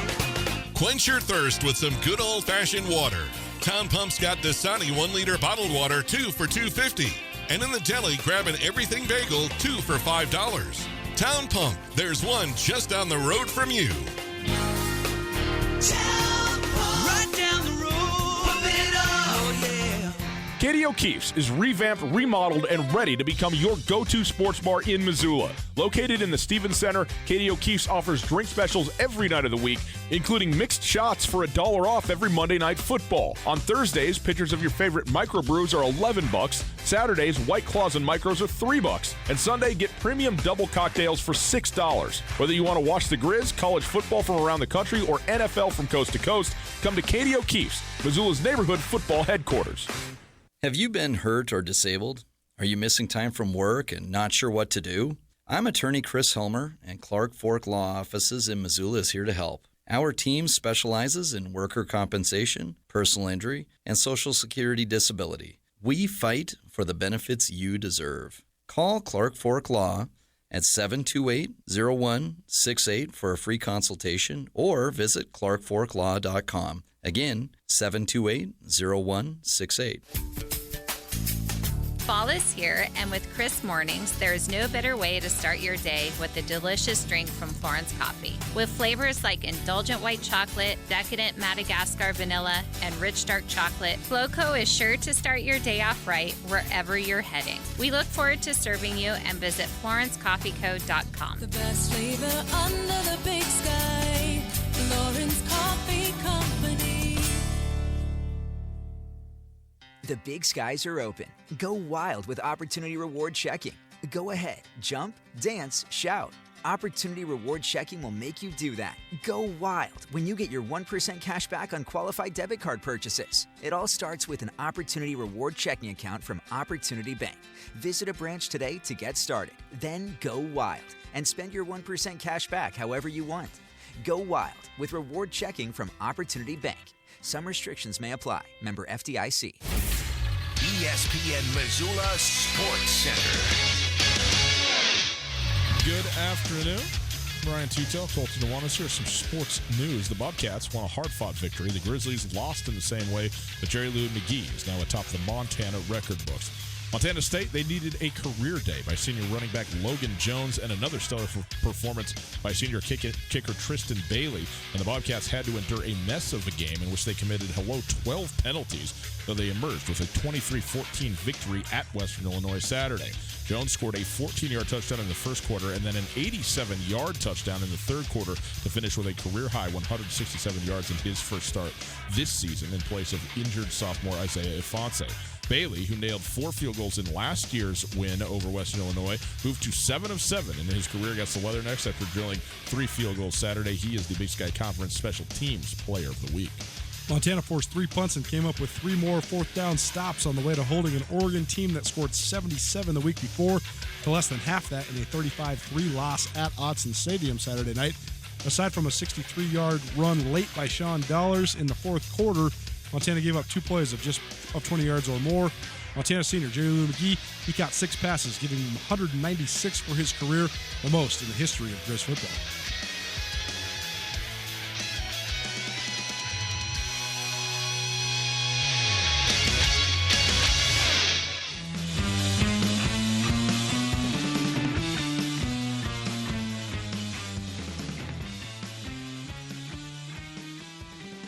Did I mention that the Packers are 2-0 with wins over the Bears and Vikings?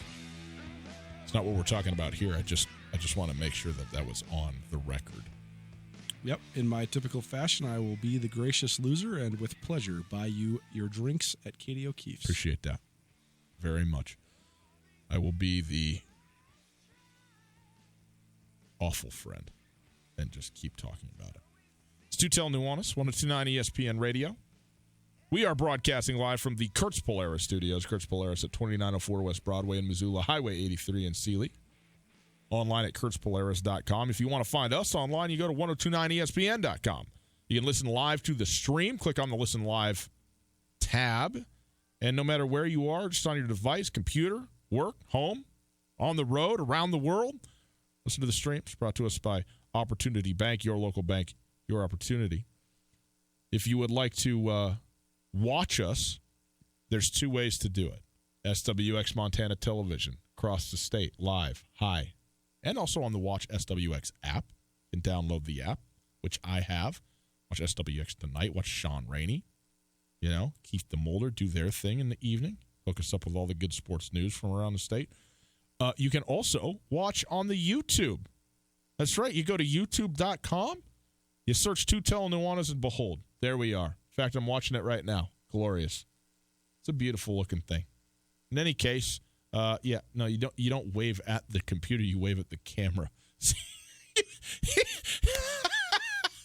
Watch, he'll wave back to me in 10 seconds. You're waving at yourself. Watch, he'll like wave back to me. Just watch. Phone. Oh my goodness. It's on delay. I just wanted to see myself wave at myself. I mean, watch it back. Here's the beautiful thing about YouTube. It's archived, so you can go see it at any time. I hope everybody else enjoys it. Oh, my goodness. It is time for our prep extra. Hold on. Oh, yes. What do I like better than winning? Being right. So that's why I wasn't sad yesterday about the Packers-Vikings game. Because why? Because Kirk Cousins sucks. Bad at football. He sucks. What was that throw, dude? What is that throw? Save it for the end. We're going to do all of that. Gosh. We're going to do it all at the end. We're going to go through our picks and how good it was for me and how great I am at all of this. Okay. It is time for our prep extra segment. It's brought to us by the Farmers State Bank online, farmersebank.com. And Coulter, for the first time since 1995, the Hellgate Knights are 2-0.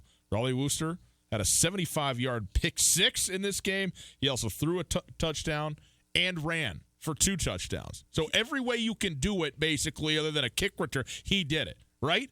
This is like unbelievable. Hellgate to a 28-0 run or 28-0 lead by himself. And this is, by the way, over Big Sky, crosstown rivalry, and a game in that Big Sky's coming off a big win over Bozeman a week ago. And Hellgate, their second game of the season, because they had a bye week in the first week, thumped the Big Sky Eagles in this one. Like you said, a 28-0 lead to start. 35-21 the final there. So Hellgate 2-0 for the first time since 95. And it's cool to watch the resurrection of the Hellgate football program, no doubt. The definitive best team in the state right now is Billings West, and they hammered Billings Skyview. Now, Billings Skyview is struggling in their own right, okay, so we understand that. But Josh Erbacher threw for 4 touchdowns to 4 different receivers, had 40 points for the third consecutive week or more for Billings West in their victory over Skyview. A couple other double-A scores. And, by the way, Erbacher, I'm wondering what's going to happen with him recruiting-wise because he's 6'2", 6'3". He's got a great arm. He won state championship as a junior. He's one of the best quarterbacks in the state. We just have an interesting situation in Montana right now because it's very rare that there's multiple quarterbacks in the state of Montana that are scholarship guys. But this year we have them. Carson Rostat, the reigning Gatorade Player of the Year from Hamilton, who's committed to Montana. And Tommy Malott, who is tearing up AA right he now. Is. Yeah, in Butte. He at Butte High, he's got them off to a 3-0 start, and he's committed to Montana State. So, does one of the Montana schools offer Urbacher a partial or a preferred walk-on, or because they each have their in-state guy? I mean, conventional wisdom would say that if you're going to sign two quarterbacks, if you're one of the two Montana schools, you get an out-of-state guy and an in-state guy. The Cats already have Gray Robinson from Skyline High School in Sammamish committed, and they have Tommy Malott committed. So they're probably done at quarterback. Right. The Grizz, maybe they add another out-of-state quarterback. I'm not really sure. Or maybe they just stick with Ross. It'll just be interesting to see who takes a chance on him. If not, is this the next great Montana quarterback that then falls to the Frontier? Because Urbacher will tear the Frontier up. He will be really good in the Frontier because he can spin it, and he's big, strong. So that's an interesting recruit. Other Class AA scores: number 3, Helena Capital, posted a 48-33 win over Kalispell Glacier. Number 4, Missoula Sentinel. They are up to 3-0 after a 42-0 win over Kalispell Flathead. And Butte High, they keep rolling. Tommy Malott threw 3 touchdowns, ran for 3, threw 2 more. 35-27, Butte High beats Helena High. That was the game of the week. You talked about Tommy Malott. He was responsible for 5 touchdowns, and Butte needed them all to get by previously undefeated in Helena High. And also Cameron Moreno, who's one of the strongest, most physically intimidating players in the state. At that combine that Dane Fletcher hosted, this kid did 30 reps on the bench. High school kid. Come on. 225, bagging them out. Showed the strength, 36 carries, 165 yards. So that's a Big Sky High stat line from the early 2000s there, where you're averaging about 3.5 yards per carry, but keep giving them the rock. 36 Shouting carries. yourself out right here? Is that what's going on? I love it. No, I ain't carrying the ball. Not ever. carrying it, blocking it up. Hey. And then Bozeman got back on track, 34-19 win over Billings Senior. Kenneth Iden is a kid that we should probably start talking about. Him and Jace Kluswich are the 2 best juniors in the state. Kenneth Iden went to a bunch of camps over the summer. He's getting some serious FBS offers. He got a personal letter from Iowa the other day. So you're real deal tight end if you're getting recruited by Iowa, because go look up whatever all the starting tight ends in the league went to. About 5 out of the starting 30 all went to Iowa. 2 in the top 10 in this draft, both of them from Iowa. Isn't that what happened? Right. Something And then like you got George Kittle, who's maybe the best tight end in the league. He was from Iowa. Yeah, it's Keith Miller. I mean, there's a lot. Where you go? Lot of really good tight ends from Iowa. A couple other scores from around the state. Missoula Loyola got back on track. They're now 2-1. They had a 47-25 win over Whitehall. That's big to get back on track after the Fairfield loss. They have Manhattan coming to town. Manhattan's number 3 in the state, so that's 2-3. That'll probably be the game of the week. So we'll either get with Todd Hughes this week or maybe next week leading up to this Montana game. But Loyola back on track. Nolan Iverson, 198 yards rushing in that one. And Nick Mitzel, he also went over 100 yards rushing and also threw for 188 yards. And then Hamilton, rolling. They got their game moved up from Thursday or to Thursday because of a ref shortage, which is, by the way, a little public service announcement for everybody. Yeah. We deal with the Missoula officials pool quite a bit. They did a couple advertising deals with us last year. We got some PSAs running. But a reminder, give those guys a call if you need some extra money or you want to be involved in community sports. There is a huge ref shortage, not just in Missoula, but around the state of Montana. It's making it so that they have to adjust varsity games and play them on different nights. And every once in a while, playing a Thursday night game, that's cool. You know, you're Hamilton, you go out and you win a game, and then you get to go to school the next day. That's probably fun. But it's not as fun as Friday Night Lights. Friday Night Lights is what it's all about. And there's just not enough officials in the area. So if you have time, go volunteer. And it's not volunteer. You're getting paid. I mean, you get paid mileage, you get paid by the game. It's a good way to make extra money. So if you want to get involved in youth sports, this is a great way to do it. I was golfing in Washington State with a guy who's a prep referee official for both football and basketball in the state of Washington. He was in Yakima driving to Mercer Island. Now, part of this was his district was doing kind of a co-op and a help deal with the Mercer Island deal. But if you know, I mean, Mercer Island is Seattle, okay? If you're trying to figure this out geographically, it's 2.5 hours in the state of Washington to get to a place to, have these referees. There's a dearth of youth refs, like you said, across the country, certainly in the state of Montana as well. And I twofold, go do it. It's a great way, like you said, to make some money and to participate and be on the field and all, administrating games. I mean, what you need to have, they're so important. And also, if you're not a ref, leave them alone, okay? because we're talking about guys who are out there, gals who are out there trying to do their best. Look, the coaches got plenty to say. Look, varsity sports are they're real competition, okay? And you are certainly going to be out there trying to get calls to go your way, working the officiating a little bit, here and there. Parents, just let them do their thing. And if it's not, especially not varsity, I mean, we're talking like sub-varsity, middle school or whatever, thank them for their efforts regardless of what it is, because we need more and more folks to be out there doing this. And we want to create an environment in which it's worth their while to go out there and get paid whatever they get paid, because it is only extra money. It's not a full-time money by any stretch. And so they're doing this, to help these kids and give them an opportunity to play. So take care of them and be kind and courteous, okay? That's all I'm saying there. Last game we want to touch on here, Frenchtown. They lost in the playoffs last year to Corvallis. This year, hammered Corvallis 31-3. Frenchtown, they might be Hamilton's biggest rival right now in Class A, and Jace Klusowicz 2 more touchdowns in the receiving and then a third one on the ground. And we're marching right towards it. This might be the matchup of the year in the Southwest A in 2 terms weeks, of regular right? season matchup. Yep. Hamilton has Beaver County High School this week, Beaverhead County, Dillon this week, and then next week they take on Hamilton. So Bronx versus Bronx in 2 weeks. Frenchtown, they got to get past Stevie first. But it looks like these two teams on a collision course. They're both undefeated, 3-0. Dillon is good, but not elite as they have been. So Hamilton should be able to dispatch of them. And Stevensville's down this year. So Frenchtown should be able to get through that one. And then we might have a little 4-0. It'd be fun. Okay, very good. That is our Prep Extra segment. It's brought to us by the Farmers State Bank. Hey, link your Farmers State Bank debit card to the MyCard app. You can shut off your debit card right from your phone. Safe, secure, instant. It's the MyCard app from Farmers State Bank. Coulter, we'll take a quick break. Now, are you sure you want to stick around for this? Because, as you said, the only thing you care more about winning is being right. So you are right, but you did lose. Well, yeah, this was a very skewed picks that we did. What?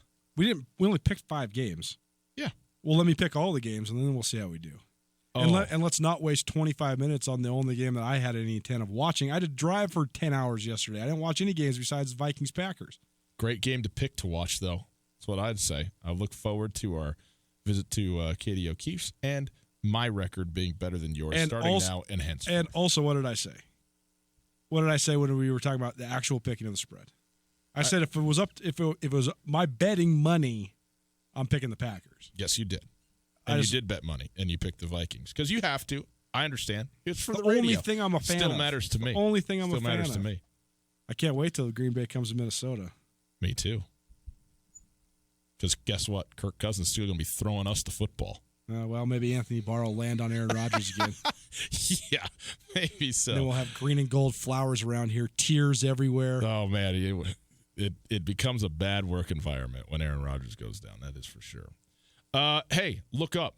It's a bird. It's a plane. It's satellite internet. That's right. High-speed internet delivered from a satellite right to where you live. When you're beyond the reach of cable and fiber internet, look up.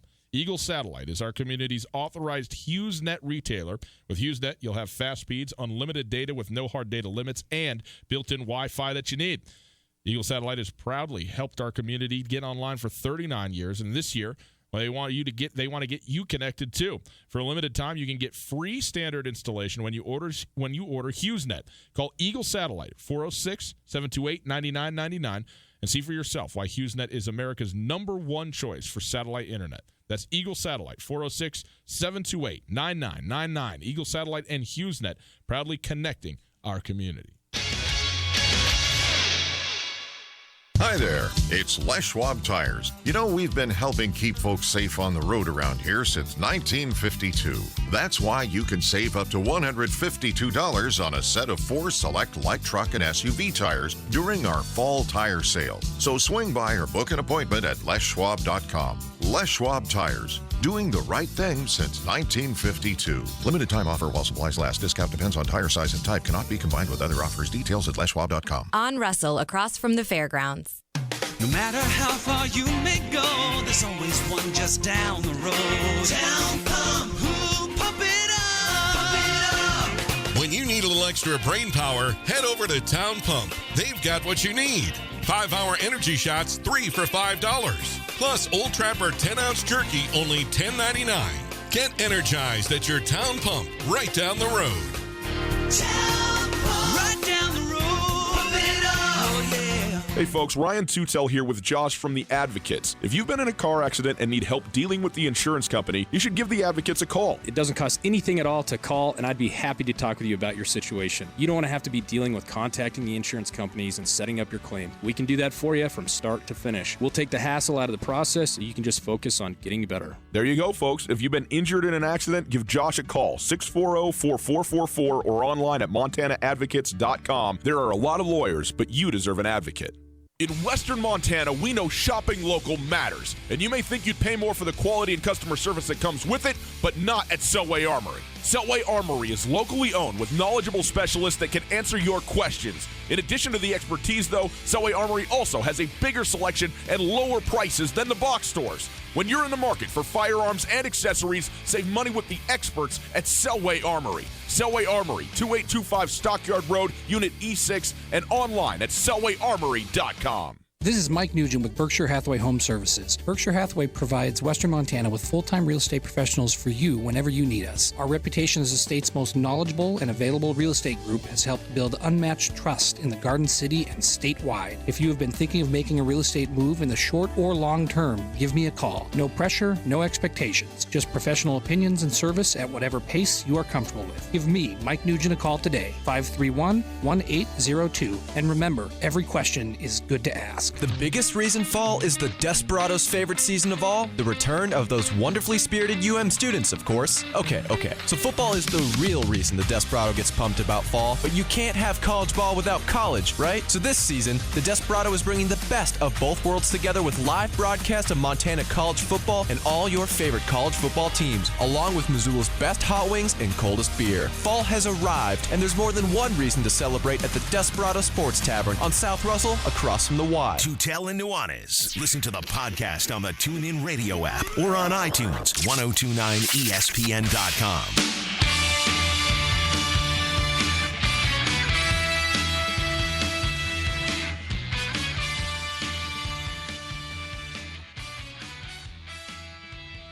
Monday night football. You know, normally I would look at a Browns-Jets matchup and just say, ESPN should get their money back. Why are they paying for rights to these games? But not this year, buddy. I'm into it. All into it. It is Tutel and Nuanez, 1029 ESPN Radio. We are broadcasting live from the Kurtz Polaris studios. Kurtz Polaris at 2904 West Broadway in Missoula, Highway 83 in Sealy, and online at kurtzpolaris.com. If you missed anything in the show, we got you covered on the podcast. The podcast is available all the time, everywhere, anywhere you like podcasts. Get yours, the platforms, and so forth. Search Tutel and Nuanez, and our podcast will be there. You can like it, subscribe to it, rate it, review it. All of that is there thanks to the Wingate by Wyndham Hotel. You can go check out, just for a brief moment in time, had a little glitch in my podcast hosting. So I'm hosting my podcast currently on the ESPN network as well. So Big Sky Breakdown will be there.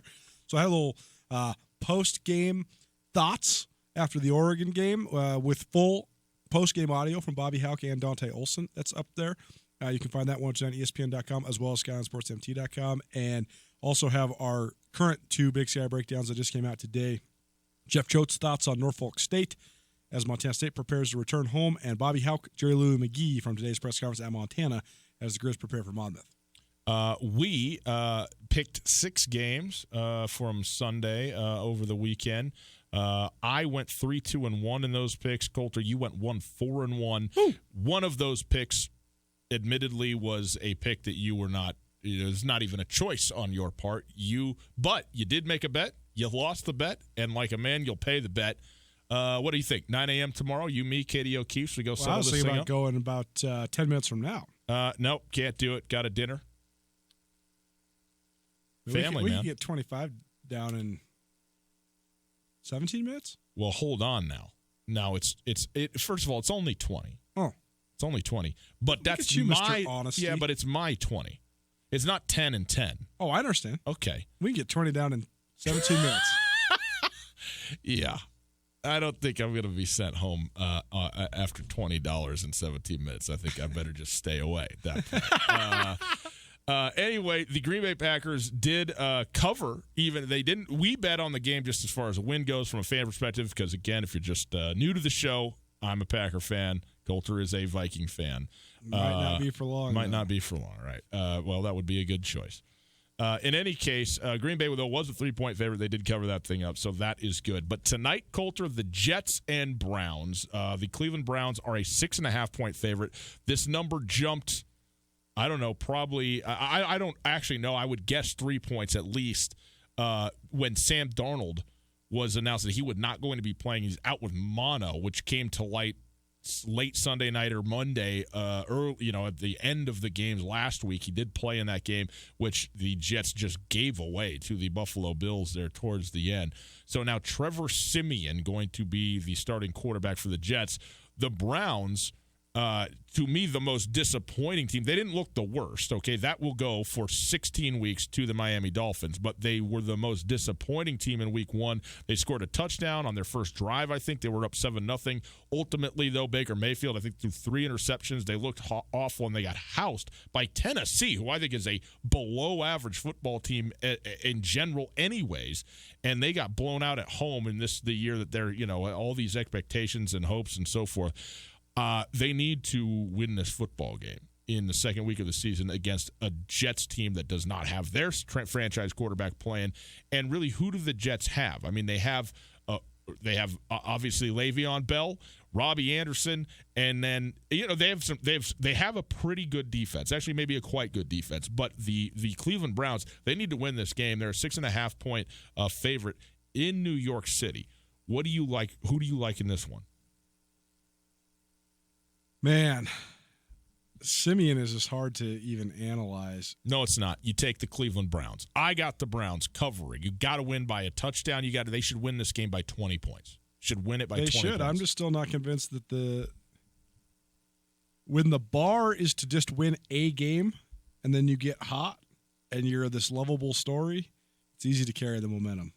When you are expected to go, no team has gone from 0 to 10 wins in a 2-year span in the history of the NFL, and that's what the national narrative has heaped upon the Browns. I just think that they're going to have a hard time overcoming that. What do you think the biggest weakness of this Browns team is?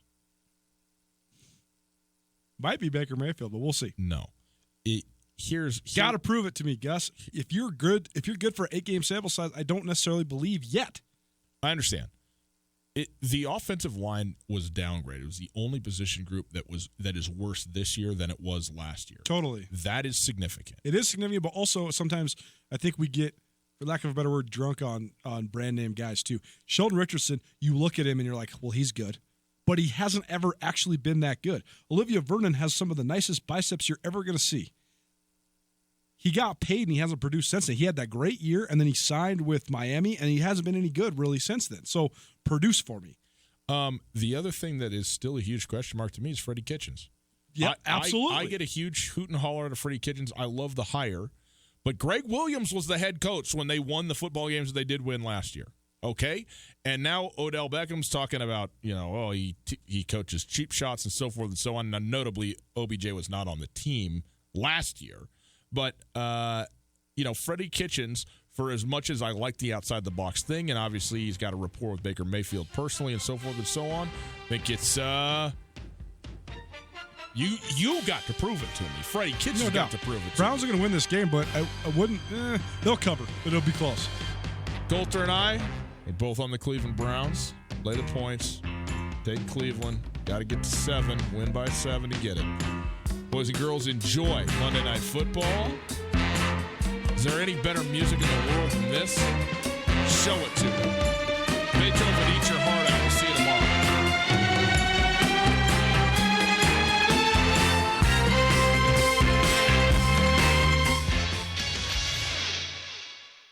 Now, The Montana Club's happy hour features BOGO beverages. Our expertly mixed cocktails, microbrews, domestics, and wine are buy one, get one free 7 days a week from 3 to 5:30. Stop in on Friday for Montini night. Sip on a top shelf martini for only $6, 5:30 to close. When you've worked hard all day and are ready to relax, the Montana Club has got you covered with BOGO happy hour 7 days a week, 3 to 5:30 on Brooks and North Reserve, Missoula. The Polaris factory authorized clearance is here. The world's best-selling off-road lineup is priced to move with financing as low as 3.99% and rebates up to $3,500. Live life wide open in a high-performance RZR. Tackle anything from mountains to mud